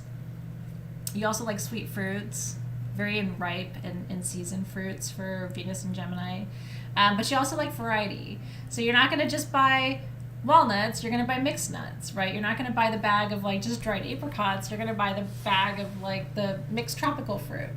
And again, I would encourage you, if you're open to playing with me this month, which I hope you are, like if you're a Venus in Gemini, go get a bag of mixed tropical fruit at your grocery store, dried fruit, and lay out all the different pieces in front of you, close your eyes without looking at what you're picking up, put it in your mouth and ask yourself to identify, like, is that a date? Is that a pineapple? Is that a mango? Is that a papaya? And then, like, really sit and savor the taste of each one and then make some notes about, like, when I tasted the papaya, I felt this, or when I tasted the mango, I felt that, or when I tasted the pineapple, I was thinking about this, right? Or a trail mix or something like that. If you're open to playing with these gifts. You know, if it's not as interesting to you, you don't have to worry about it, but that's what I would recommend that you do. Venus in Cancer, you're the cookie queen. You are a comfort eater. Where's my Venus in Cancer? But I love a Venus in Cancer for a dinner party. You know what I mean? They're going to have everything there. They're going to have thought about the appetizers, the main course, and the dessert. They'll probably have some kind of special coffee for you too. And my friend was a Venus in Cancer. I used to do catering when I was in college, and at the end of high school, that's how I paid for part of my college. Because I'm pretty good at throwing a party. And my friend who did the catering business with me, she was Venus in Cancer. And we were famous for I know it sounds funny, we were famous for our coffee bars. So we would brew regular coffee, but we would make our own whipped cream. We would do hand-shaved chocolate shavings, and then we would have all of the different things there. Peppermint sticks to stir your coffee. Like if it was wintertime, we would do peppermint sticks.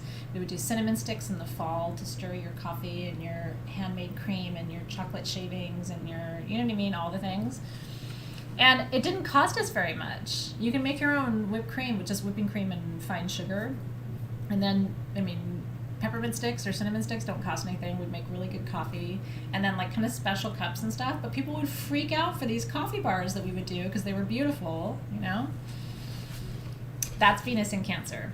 That was all my friend's idea, and it was like what we became known for. So chocolate chip cookies, hot chocolate, tea, coffee, warm, comforting things. Amber and vanilla is very sensual for them too. Seriously, if you ever throw a party, do a coffee bar. It's super affordable, and people will be blown away by it. You just get yourself a grater and a block of chocolate from the grocery store and shave your own chocolate. But it's very impressive to people. And you could do a magical one where you put like a star anise on top of each cup. You know what I mean? You could get all kind of crazy like that. But you're about tenderness and nurturing and taking care. Right. Chantilly cream with vanilla. You could do like real vanilla beans. Like you could split the bean and put the beans into your whipped cream and make vanilla, like homemade vanilla whipping cream. Oh.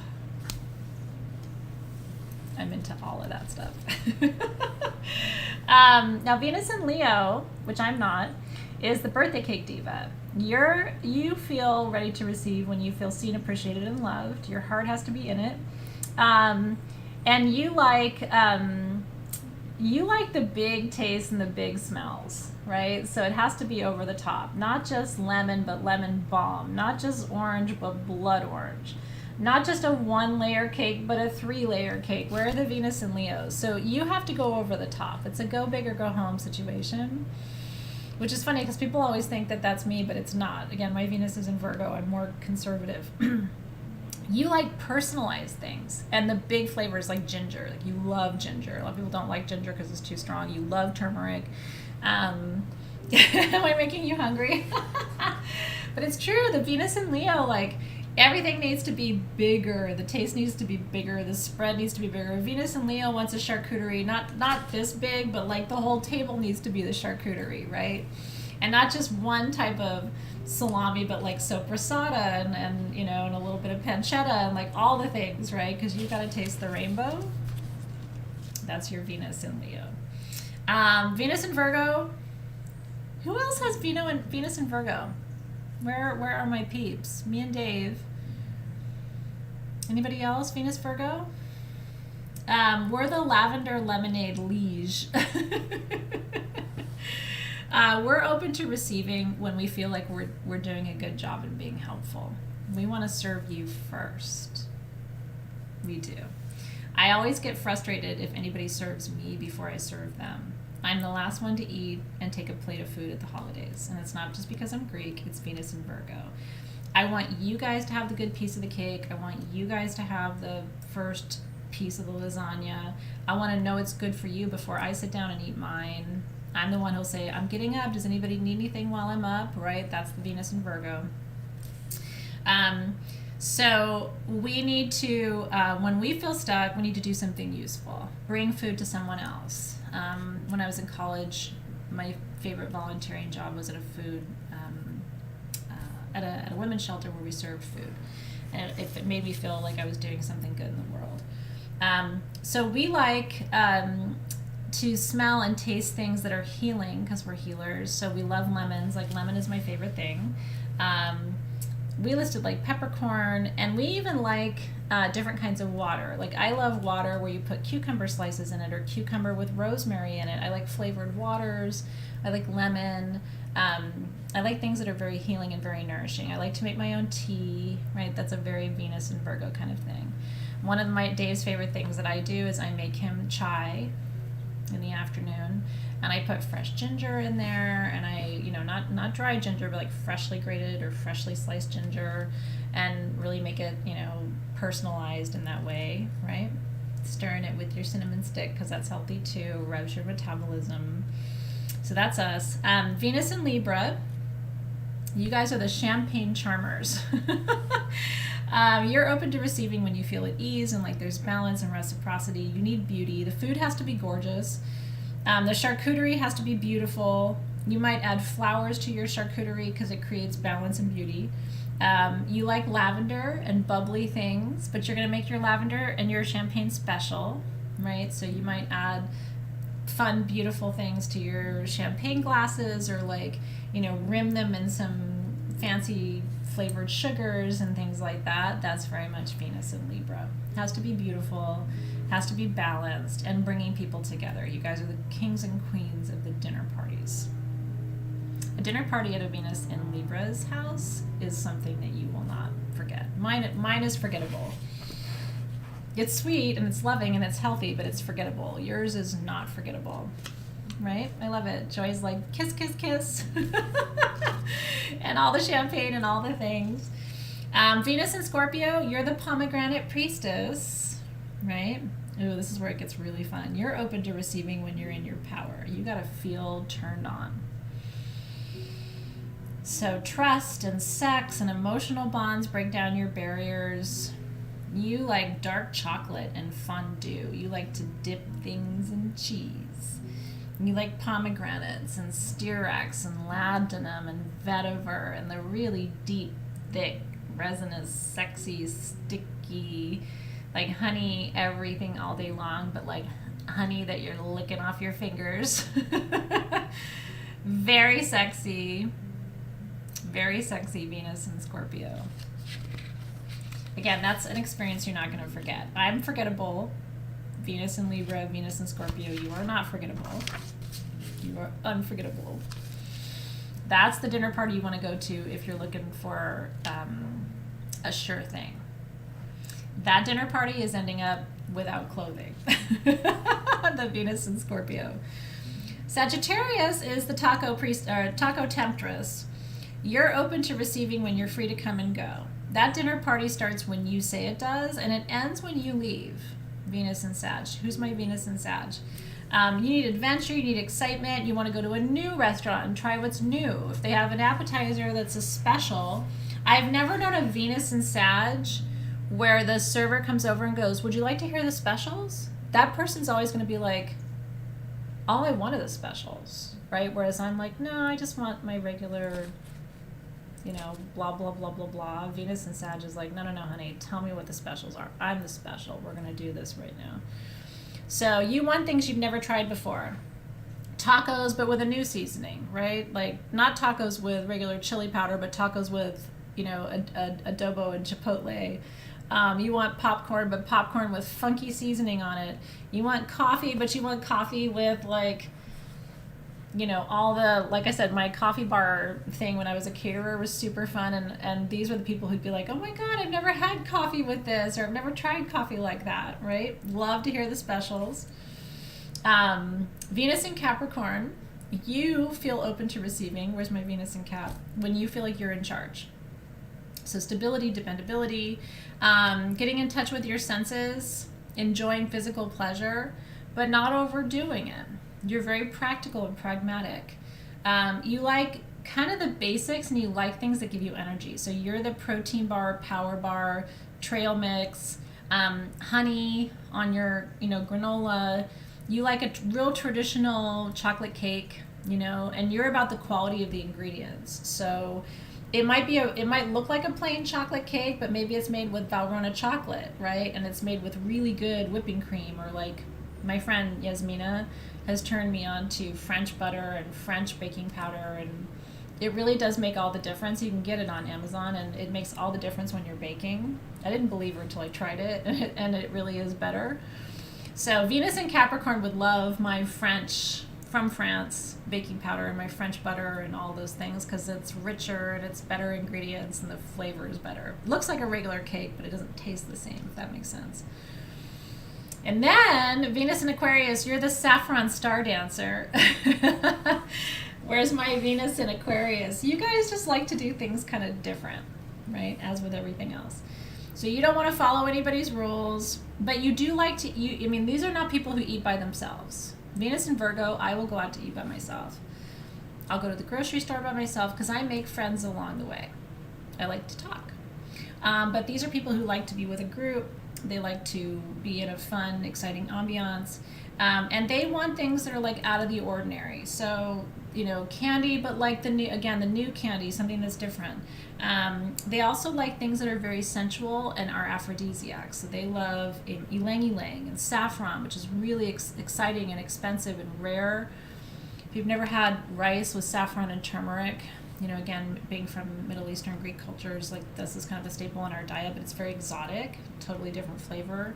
So this is the kind of stuff that's up your alley. And then last but not least, Venus in Pisces. the mushroom mystic. You feel open to receiving when you feel protected, loved, and like your imagination is stimulated. These are people who don't follow the recipes.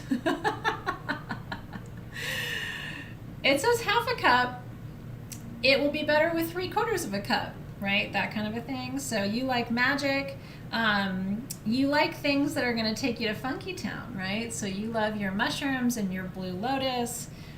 You like things also that transport you, like poppies and roses and cardamom in your coffee, right? Have you ever done that? My coffee maker grinds up the beans before it drip, drip does the coffee. So you can put cinnamon chips in there or cardamom pods, and it will grind that up with your coffee, and the flavor is insane. So that's very much a Venus in Pisces, like creating a magical, mystical experience out of the mundane. So we all have to eat to survive, but what Venus in Pisces knows is that it can be to survive and also to thrive and to experience something that's outside the realm of the ordinary. I know, look at that. Lots of Venus. It doesn't surprise me that we have a lot of Venus and Pisces in this group, because think about what the group is and kind of what the vibe is. Like, of course all the magical peoples are here. And you're going to make it fun and interesting, right? Like, here's our mushroom party, and we're having chaga mushroom coffee, and we're making a mushroom cake, and we're having a blue lotus whatever, I don't know, tea with magic mushroom clotted cream. I don't even know. Like I said, I'm Venus in Virgo, so I'm a little bit boring, but I get pulled out of my shell by all of you people who have the more magical, exciting qualities. Well, and so if this doesn't sound like you, there's probably balancing elements, right? Because you're not just your Venus. So, like, I'm not quite as traditional as most Venus in Virgo, because I'm double fire. My sun and my moon are both in fire signs. So I'm still a little spicier than your average Venus in Virgo kind of girl. But at the end of the day, I'm about taking care of you. So even though I'm fiery, I won't be happy unless you're handled, right? All right, now, I went a little longer than I thought I was going to go, but the rest of our time together is for you. And so I'm going to run and get something to drink, just because I meant to get a drink before we started, and it was a little bit of a crazy afternoon leading up to this. I'm going to run and get a drink, and then I'm going to come back. It's going to take me 2 minutes because my drink is right outside. And then we're going to do Q&A for the rest of our time together. Are you ready? Okay, ready, go. Be right back. Let's see if I can find my perfume too to show you.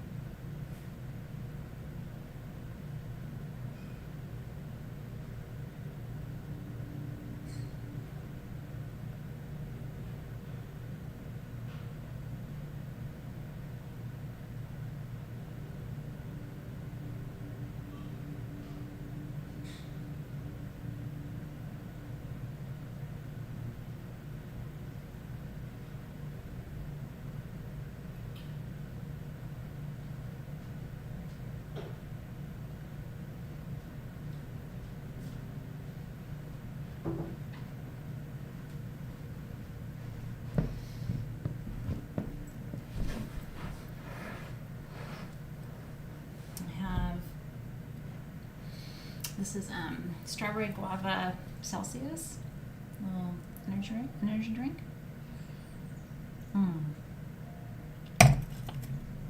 So yummy. And then this is the perfume.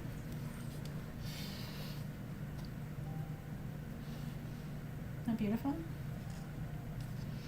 See how I told you it was, you can tell the box is quite worn.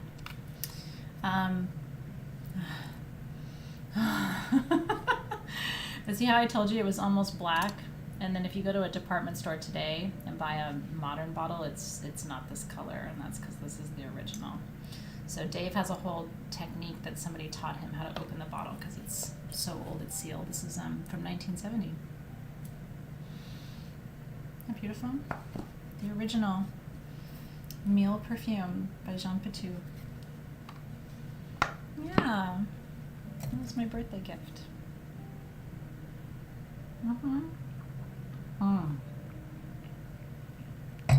I know I should do like a little GWP where I put just a little tiny bit on a card and send it to you so you can smell it. It's intoxicating. It's the only perfume I wear that is an SG. Literally the only one. I don't even really wear Samsara because it's more like a memory of my mom because she gifted it to me, but I don't love it like I love that. That is from another world. Truly. They don't make perfume like that anymore. Oh. So Vedic astrology and Western astrology, I actually taught it before, Mermaid Crystal. Karen might be able to tell you which class that was, which month. If you want to go back and just go back and buy that class or just watch that session. So I did a whole month on Vedic astrology. And I wrote about Vedic astrology in my, let me grab the book for you to show you. In this book, Crystal Lore, the chapter you'll want to look at if you have it is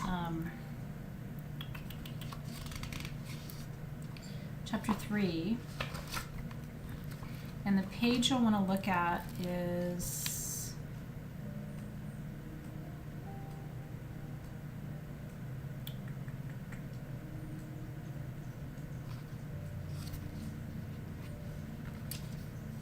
you'll actually want to start, it's in this section or chapter called Crystals of India, all my thoughts on Vedic astrology, pages 58, 59, and 60, which is where I go into the Navaratna or the Navagraha. So yeah, there's a whole section in here about Vedic and Hindu astrology. I mean, the upshot is, you know, and the book and the class will give you a lot more detail and information and insight. They're both important, but they're both different and both useful. And there are proponents of both.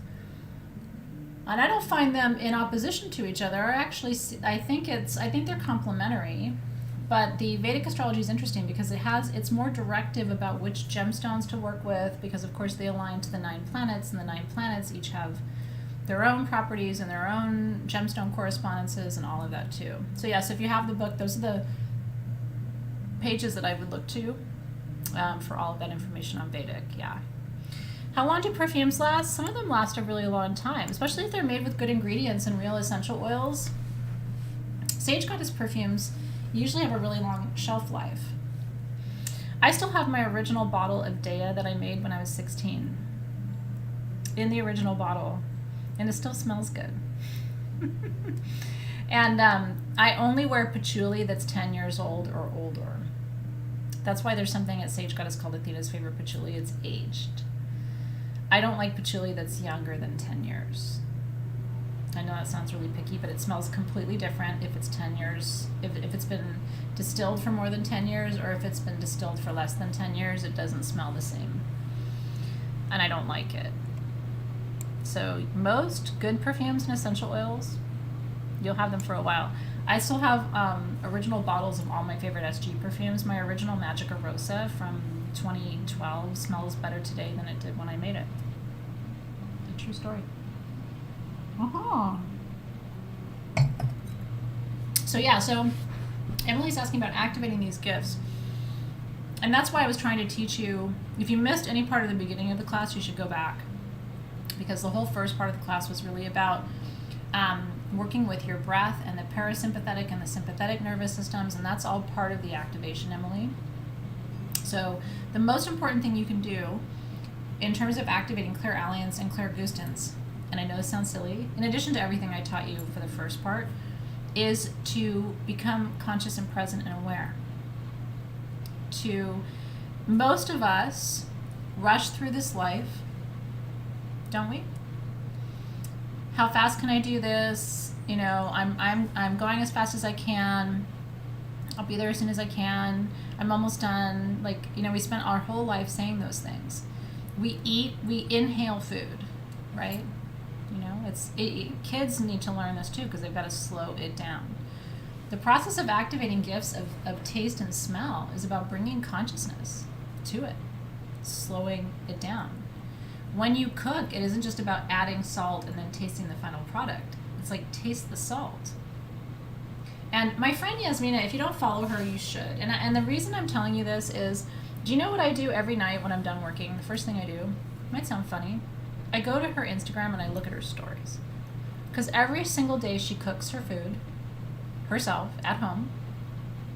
And she shows you what she made. She shows you how she made it. She talks about the ingredients and the seasonings. And then she shows you how she plated it and where she ate it. And I find it's a constant reminder to me. If I'm rushing, if I'm eating my lunch out of the fucking styrofoam shit it got delivered in, or I'm rushing to prepare my food and I'm not being mindful of, which bowls or plates, and I don't have I don't have the things that some people have. My dishes and my silverware and all my stuff is pretty humble.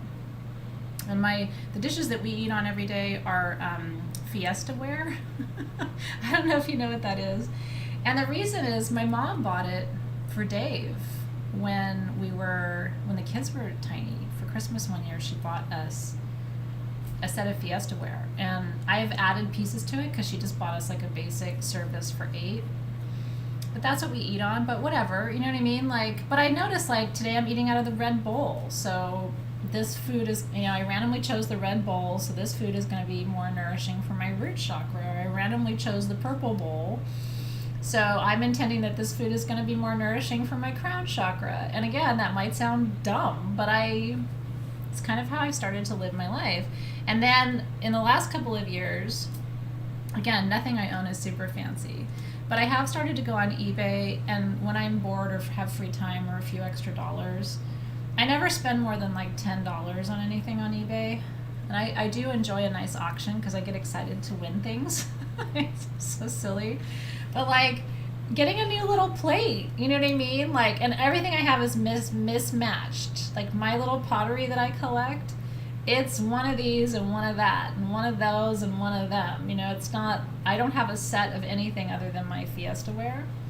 And then I have some bead plates from Williams-Sonoma that I got from my sister because she works for Williams-Sonoma, and that's my holiday dishware. But that's what I have. I have my Fiesta ware. I have my mismatched china from eBay. But you know what? Zoe loves my little mismatched china. And when she makes her food, I've noticed, because my kids have both learned how to cook, it's important to me that they're self-sufficient. And so they both cook a lot of their own food. She always puts her little ramen in a special bowl, or her little, chips and guacamole that she makes, her little special recipe. She puts it on one of my little china plates from eBay. You know what I mean? So I'm kind of teaching her too, or to put a little placemat down. Yasmina always puts a little lace doily down where she eats, and I think that's special too. So part of it is just about becoming conscious and bringing your awareness to it. Yasmina gifted me, before she moved away from Malibu, one of her vitalizers, her Vitalizer, which is the steamer that she uses. So I have that too, which is kind of a nifty tool. Really helps for cooking vegetables, for example. But yeah, moving with intention, eating with intention, slowing it down, cooking with intention. And even if you're not a good cook, listen, I have incredible chefs that I follow. One of them has become my friend, Salt and Lavender, who a lot of you have started to follow too. She's just a delight. And her recipes are affordable. They use basic ingredients. They're not fancy. They're super easy, very homey, and she's got vegetarian and meat-based recipes. There's no excuse for not cooking your own food. And it's actually much more economical right now with inflation. I don't know if you've been to a lot of restaurants. I'm blown away at the prices of things right now. It's much more economical to buy your own food and cook your own food. It's healthier for you too. Lauren says she's Venus and Scorpio. She hates chocolate and she hates all the strong flavors. Well, that's okay. It probably shows up for you in different ways. I would say go with what you love look at your partner's Venus. You know what I mean? So as you choose flavors and you choose foods, maybe it doesn't show up for you so much in what you eat, but it shows up for you more in your diversity of the palette of essential oils that you work with. Right? It doesn't surprise me at all, Lauren, that you're an aromatherapist with Venus and Scorpio. So you may have a more kind of like simple palette when it comes to the flavors of food that you like, but then you're more adventurous maybe with your oils and things that you like to smell, right? Ray says, it's my husband's birthday today, and my mother-in-law has just told me that I shouldn't be doing class. I will catch up at a later time. Aw. Well, I'm glad you were here for a little while, and happy birthday to your beloved. Your partner's a Leo. They want all your attention on their special day, right? It's true, and simple meals can be really amazing. And you know what? Yasmina's really good at seasoning because she's cooked for me before when we spent time together, and her meals are simple. What she can do with vegetables blows my mind, but she's very good at seasoning. Salt and pepper, chili pepper, really good alkali olive oil, a little balsamic vinegar. Like, it's amazing what you can do with really good seasonings. Poe says, I use my big copper charging plate with a Sri Yantra symbol from SG to charge my food. That's the other thing too, is like thinking energetically about, it's almost like gridding your plate, right? So that has the capacity to kind of like increase the frequency of the food. Remember that your food is vibrational. It is. And what Yasmina would say if she was here, maybe she and I should do a live about this for you guys. She doesn't have internet yet where she lives in Yucca Valley, so we have all these lives we want to do, and she doesn't have enough bandwidth to do it.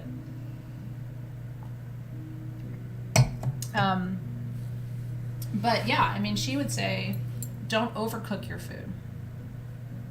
Don't oversteam your vegetables. Don't over grill your meat or your fish, because you really do kill it. You know, you reduce the vibrational frequency of your food, right?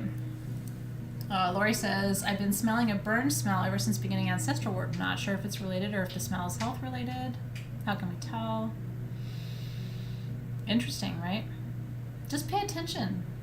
Just pay attention. And also talk to your spirit guides. Like, what is this smell that's coming up, you know? If you have your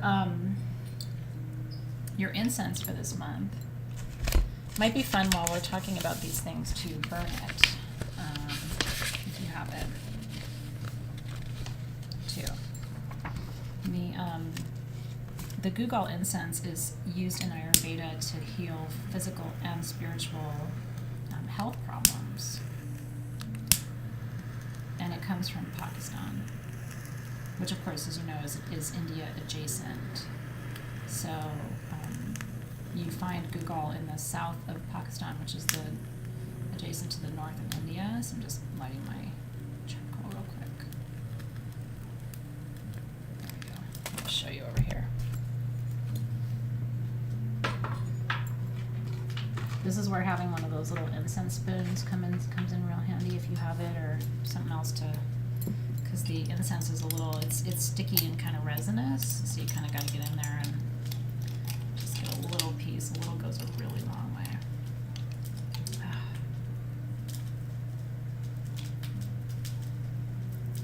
Just a little, like that. It has such a different, for me, it's got such a different vibration to it than your frankincense or your myrrh. But it's the resin of a different tree. Did I get it on the sweet spot? I just talked to Rachel about ordering me some new charcoal discs because these Quick Light are just turning out to be so shitty for me. There it goes. You can kind of see it starting to cook there on the side. See it? A little bit. Hit it one more time.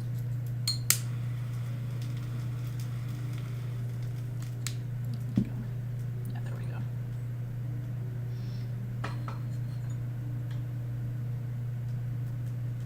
But it has like a sweet, kind of a sweet and spicy scent to it. So just because while we're talking about all this, it's kind of nice for you to start to use some of your tools for this month. And you can even like even still break it up a little bit. And there we go. Where we're going. Oh, I love it. Emilia says, I've been cooking for dogs while watching class, and I feel this batch is the best yet. I love that. I love it. And I make little chicken for Bodhi, and sometimes if I'm making like soup, I'll save a little bit of the homemade broth and just pour a little bit over Smudgy's kibble.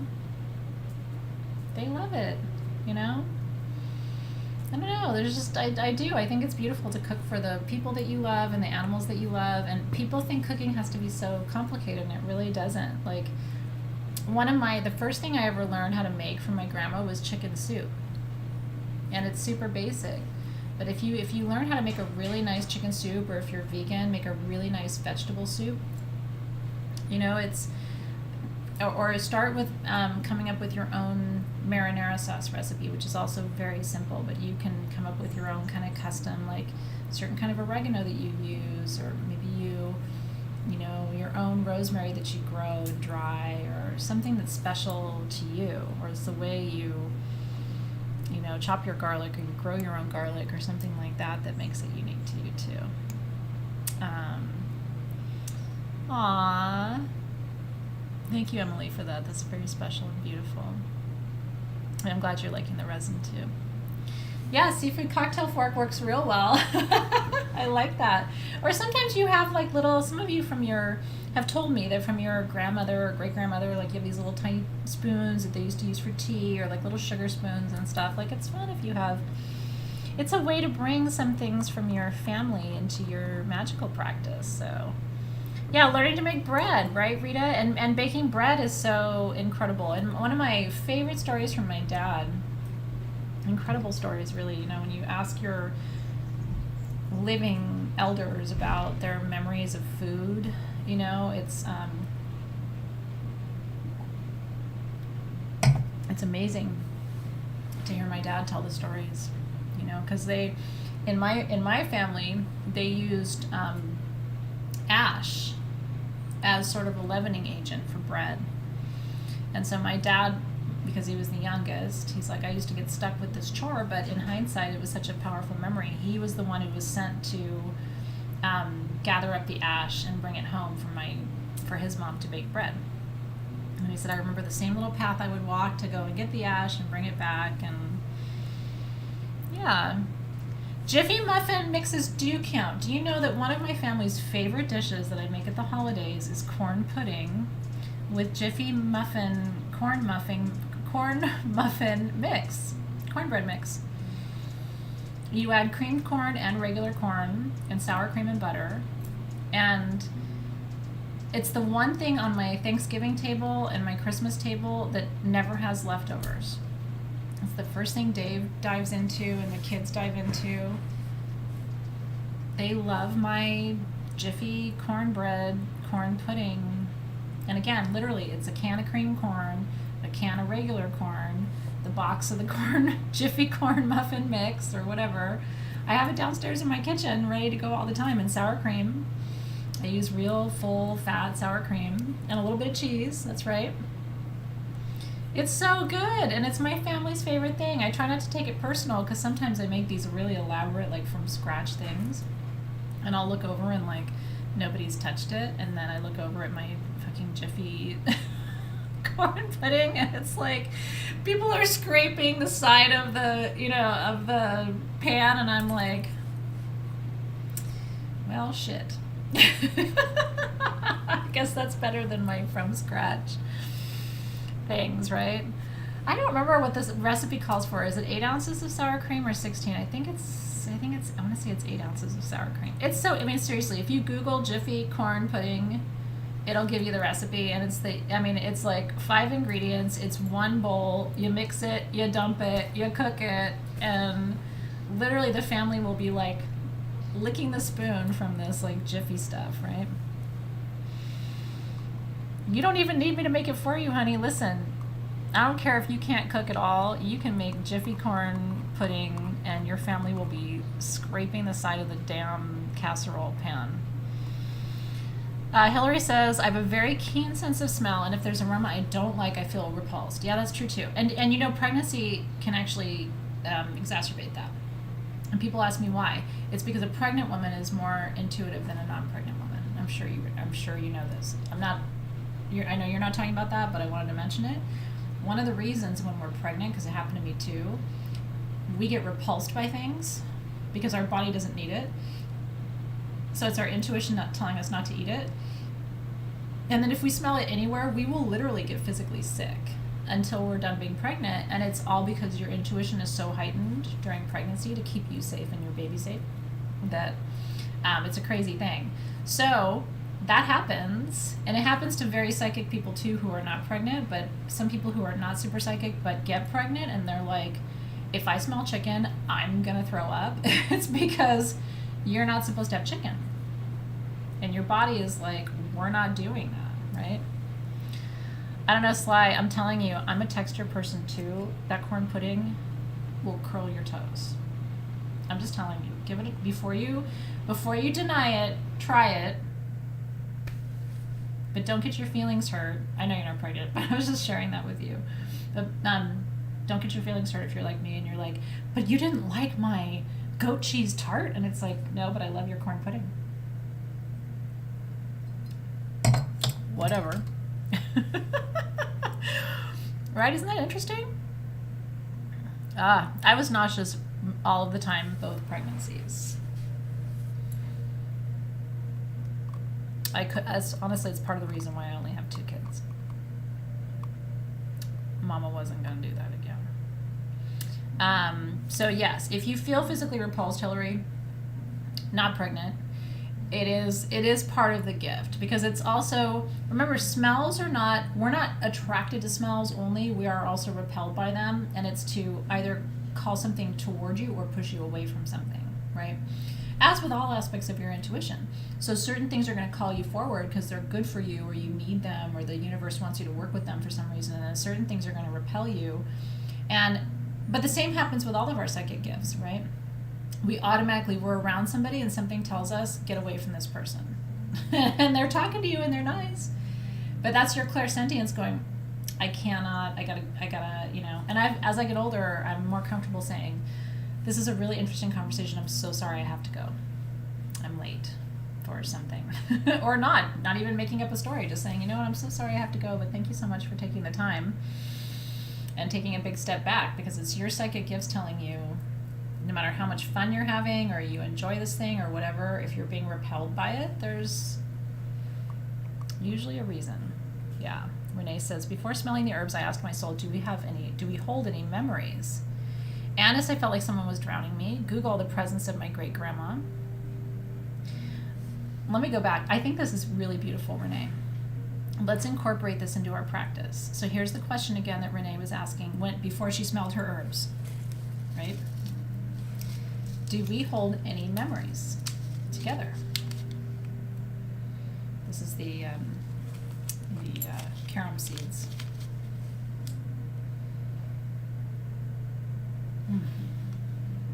You know what's interesting? As soon as I smell this, my saliva glands, it wants me to taste it. Not too much.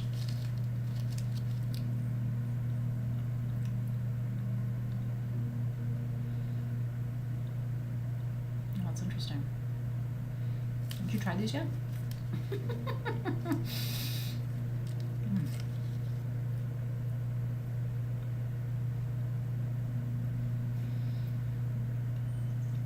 It's a meal of some kind.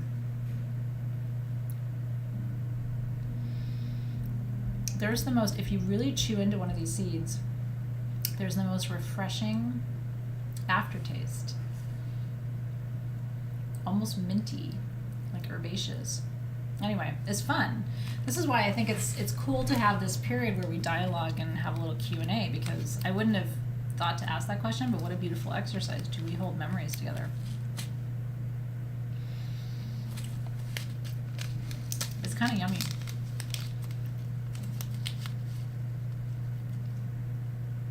It's taking me somewhere. See if you like it. It's got a very minty, refreshing kind of, like it cleans your palate a little bit. Are they in rye bread? It doesn't remind me of rye though. I don't know. It activated my amygdala. That's right. Yeah. Feels old. Feels like a meal around a table that I've been served. Not that I'm cooking, but something served to me. Feels supportive.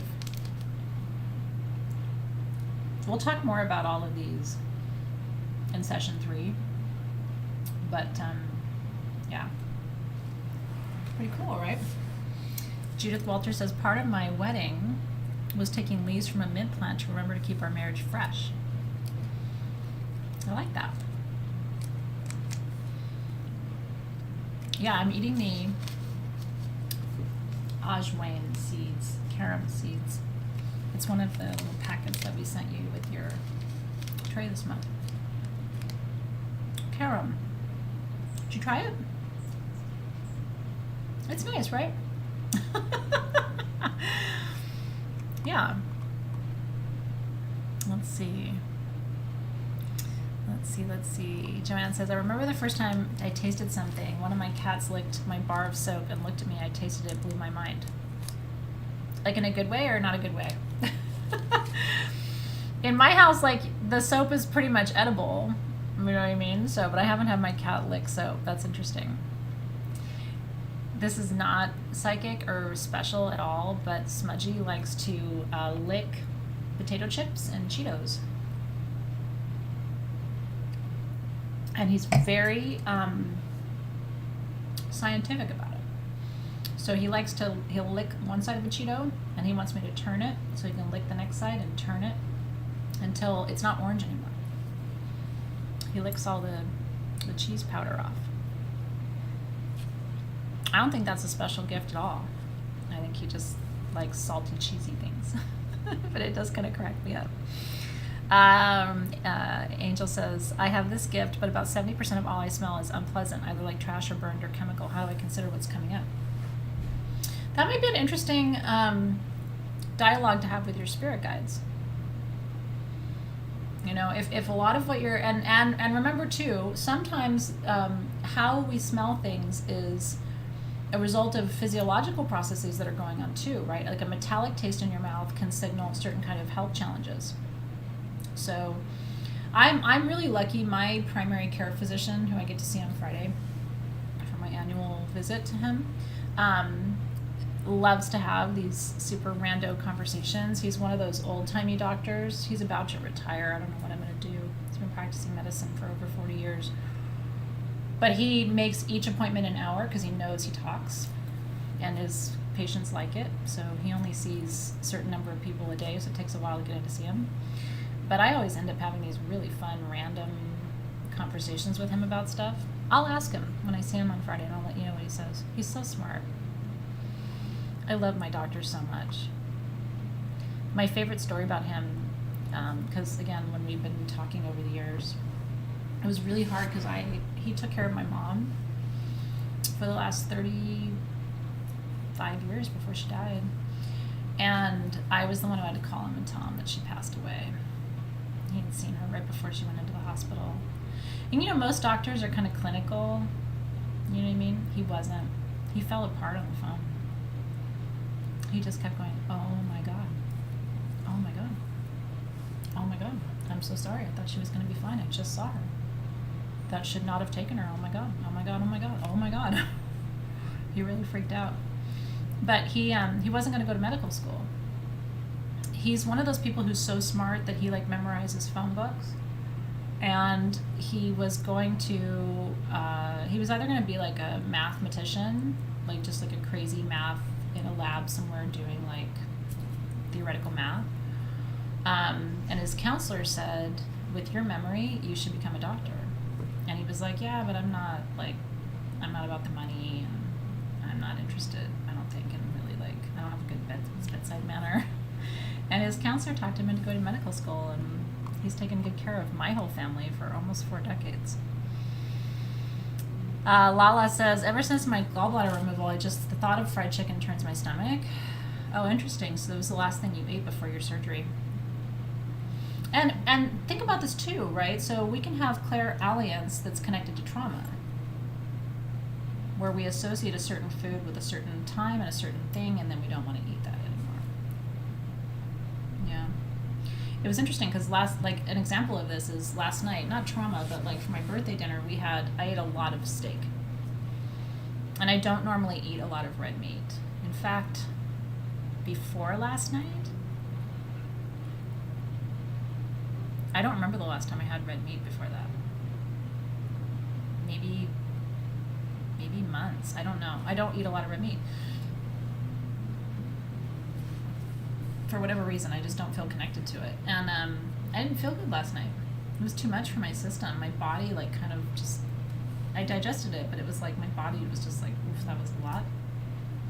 So red meat's just not good for my system. Whereas some people can eat a steak or a hamburger every day and they're fine. It's just for me, I just can't, my body won't tolerate it.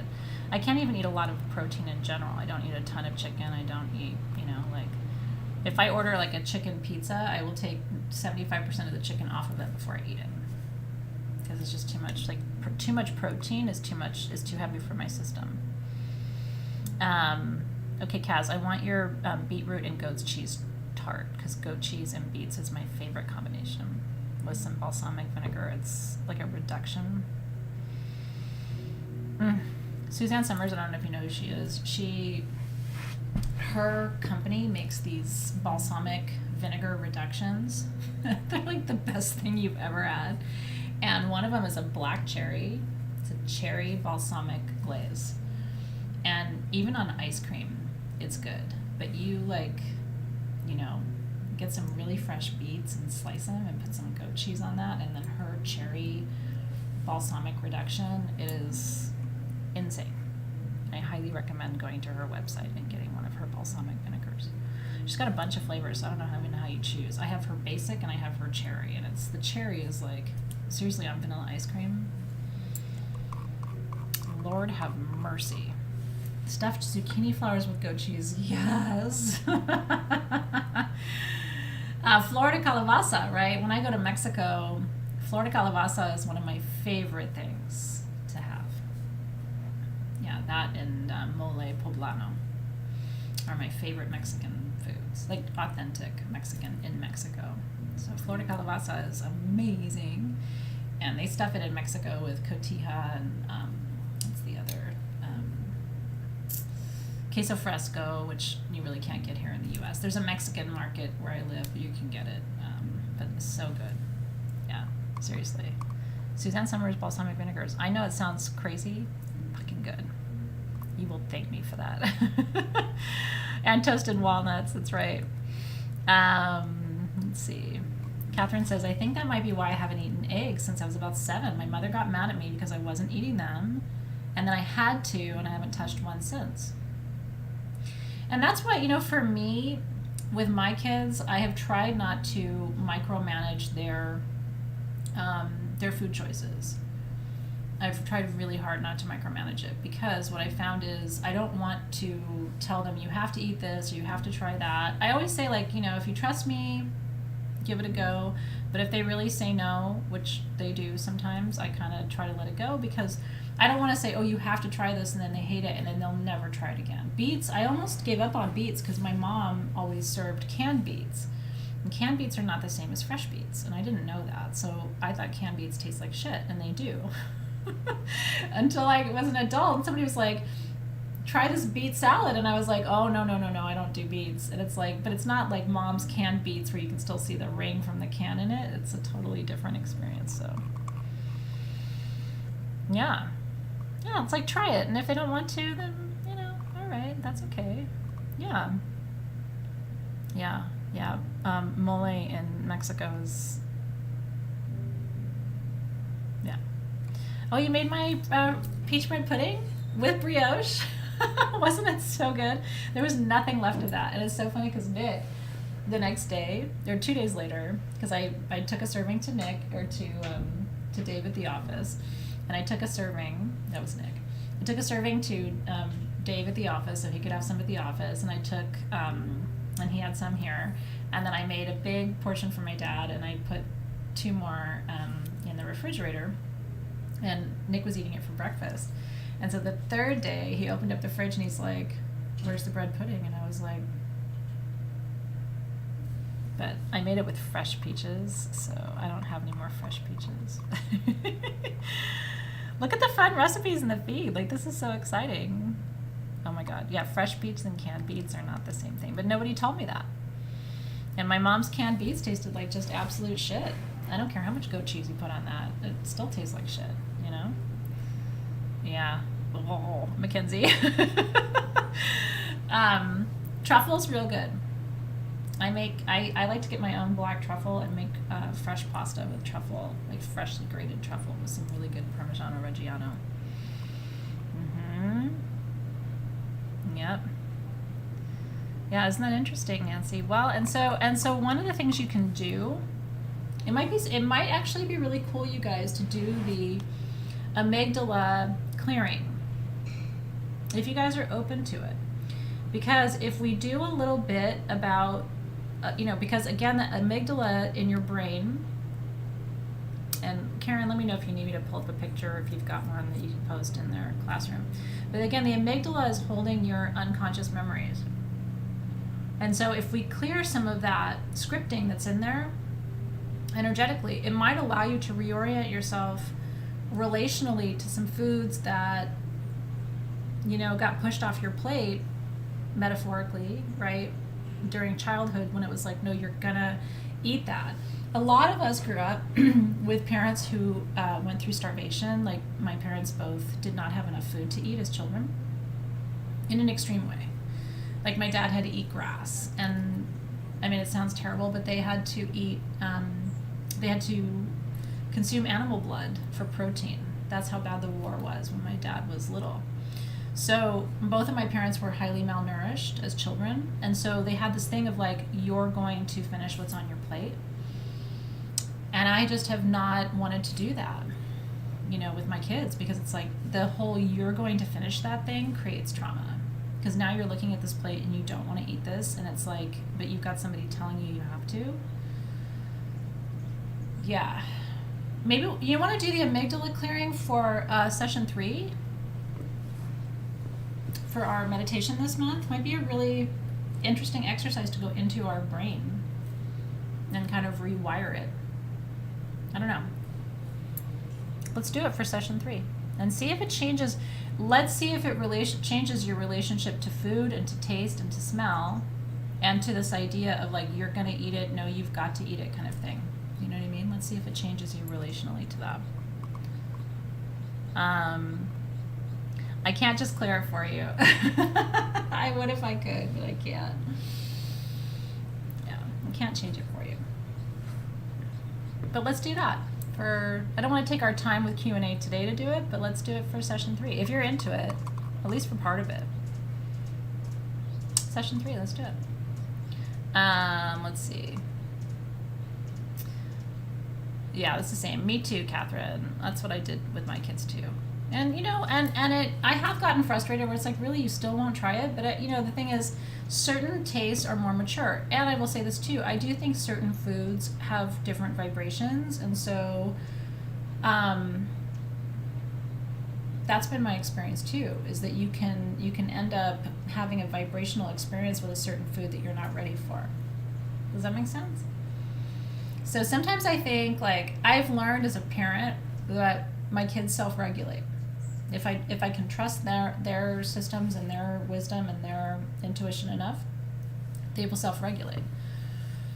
Both of my kids have gone through ebbs and flows with food, like where they'll just pick at their food, and I'm tempted to go, are they eating enough? But then they'll go back to a different phase where they're eating more than I think they should, and I've just learned, like, over time they self-regulate.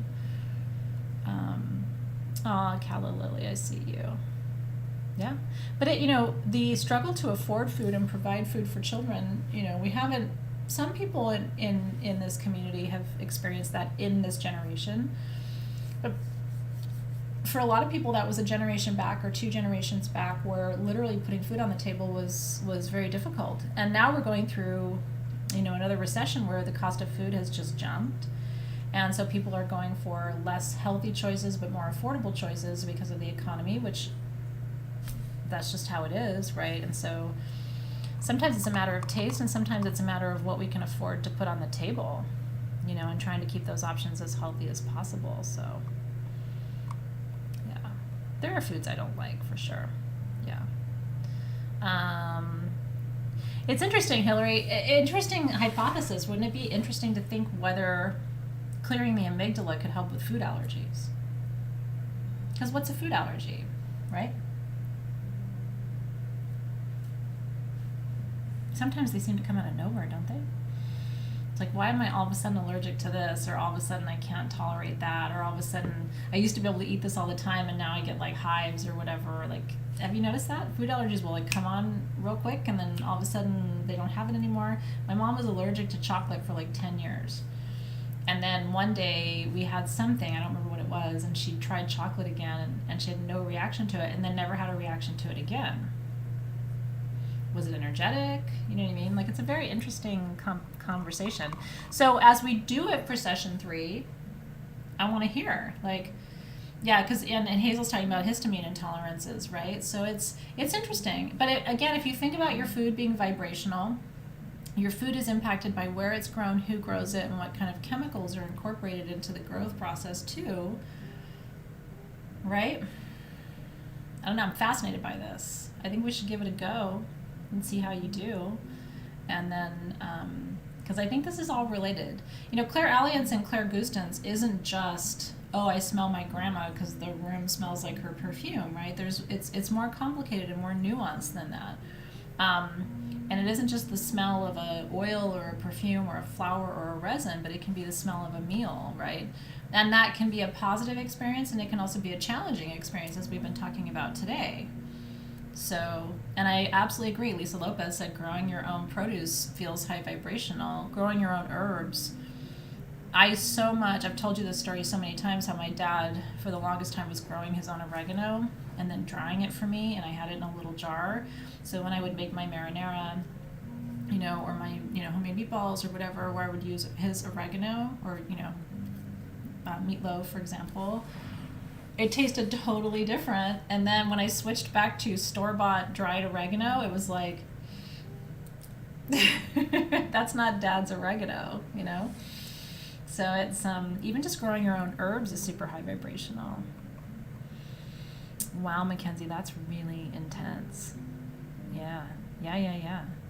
And how does that, right, having gastroparesis, how does that impact your relationship to these gifts and to your sense of smell and your sense of taste, right? Does it mean that you have to kind of relearn some of that?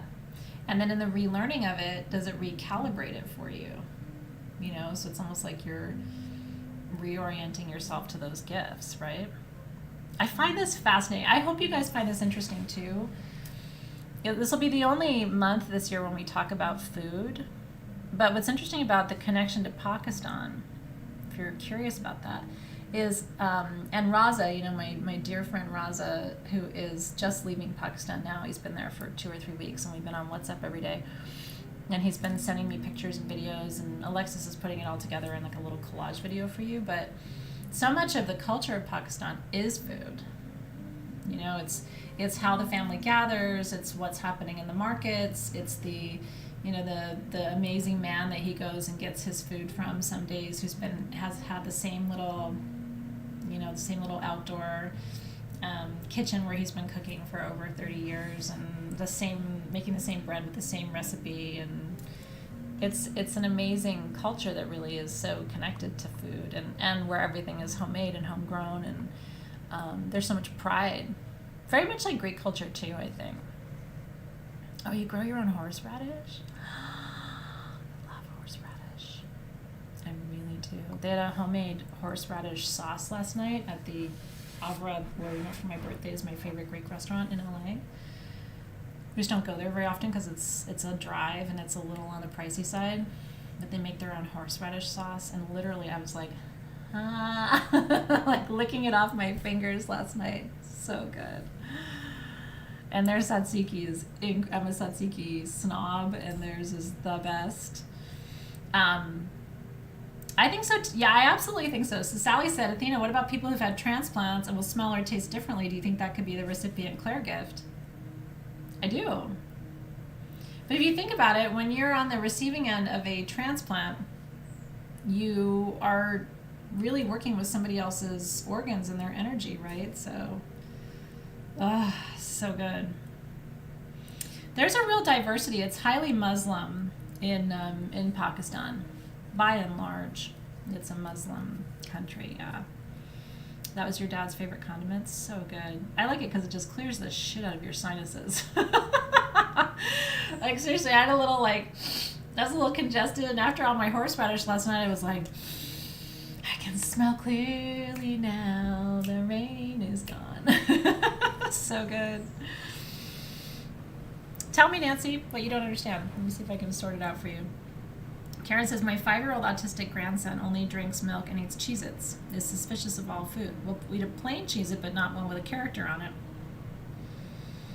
I'm sure I told you that Nick turned orange, right, when he was a baby, because he would only eat carrots, the baby food carrots in the little Gerber plastic tub. And so I took him to the pediatrician for his regular update, and he's like, well, he seems pretty good. And I'm like, yeah, except he's an Oompa Loompa. He's fucking orange. And my doctor was like, oh, well, don't worry about it. Eventually he'll start eating something other than carrots. Literally, my doctor was so chill. He's just like, he's not going to be an Oompa Loompa forever. And then he went into his French fry phase. And I was like, is he going to turn into a French fry? And he's like, no, Athena, kids are kids. They go through these, phases and, just wait it out. He was straight up Oompa Loompa.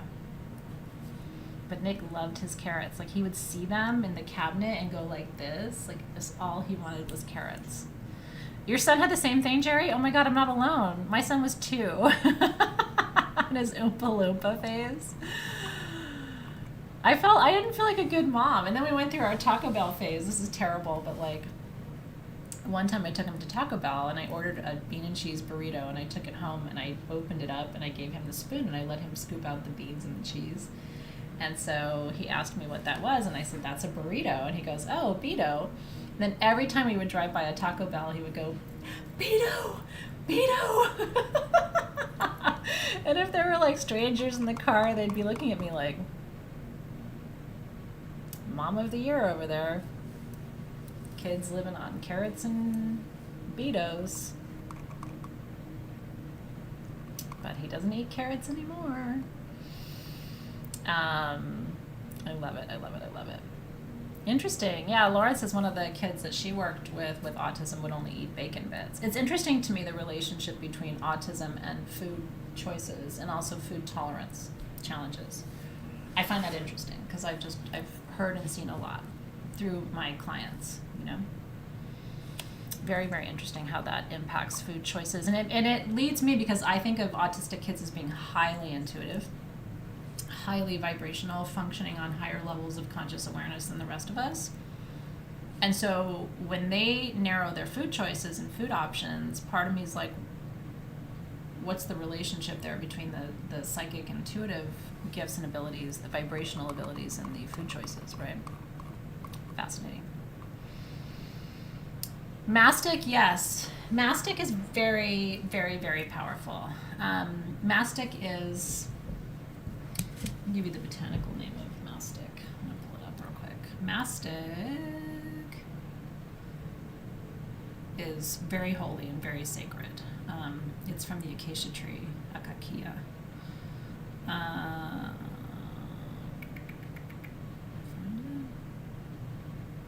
It's very expensive. Actually, no, I'm sorry. It's the pistachio tree, the Pistachia lentiscus. It has a relationship to Isis. I'll have to find all this for you later. But it has a relationship to Isis, and it's about embodiment. So it's about manifesting magic and bringing magic into your physical field. It's very powerful. Mastic.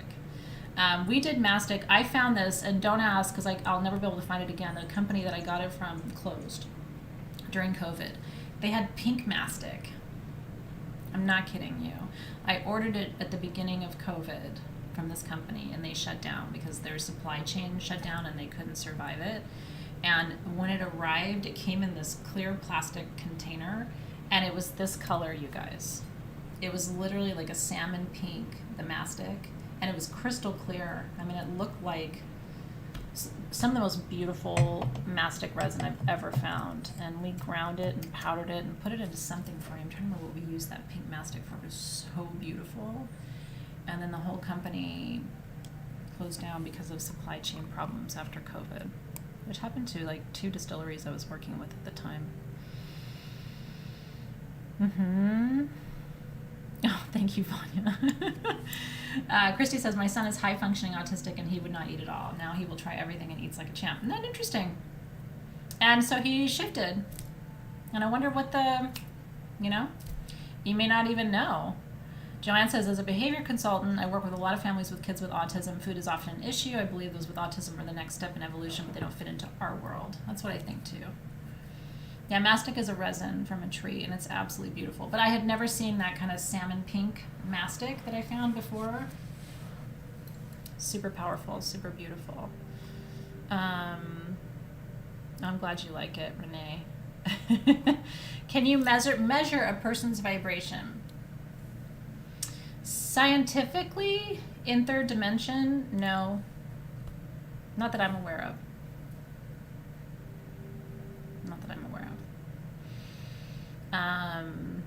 Oh, interesting. Yeah, the narrowing of taste is a real challenge for a lot of parents who have autistic children, and having to kind of navigate that. It can be very, very tricky. I have quite a few clients who've told me about like support groups and like where they share recipes and they'll try different things and techniques and stuff because it can be very tricky. Kids and food is tricky even if they're not autistic, right? I mean, I seriously, I finally got to the point where I'm just like, I'm not cooking 3 different meals. I'm not cooking one thing for your dad and me and then another thing for you, another thing for him. Like, I'm not doing this whole picky, shitty eater thing, right? Eric is sensitive to food too, yeah. Sydney says, this is my favorite topic. I literally study this daily. But I'm telling you, it's very interesting. The one thing about food and our sense of smell and taste is that we're constantly activating it. We constantly have to eat. We have to take in information this way, right? Through our sense of taste and our sense of smell. So this is not an avoidable gift, right? And I do believe you can become more attuned to it over time. But like I said at the beginning, I really do believe so much of this comes down to, are we rushing, right?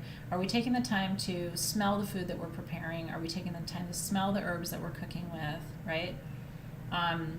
Slowing down, bringing mindful attention to the process and practice of gathering our herbs. That's why it's like, you may not have a thriving garden where you can grow fruits and vegetables and things like that, but grow your own herbs at least, even if it's just in the windowsill of your kitchen, and dry them. Dry your own herbs. You will not believe what a difference it makes. And crush your herbs in your hands before you put them in your food, right? Because even if you're using store-bought, like dried, like I'm using store-bought oregano right now because I don't have anything else. And I use oregano a lot because I love it. And I cook a lot, like at least a couple times a week. But always, put your dried herbs in your hands, crush the herbs with your hands before you throw it into the food. And I always imagine like sending the energy of the herb into the food as I release it. And then smelling your hands afterward, right? And really being intentional about releasing the oils from the herbs. That's why you crush them in your hands before you put them in your food. You don't just sprinkle your dried rosemary. You got to put it in your hand and then crush and release and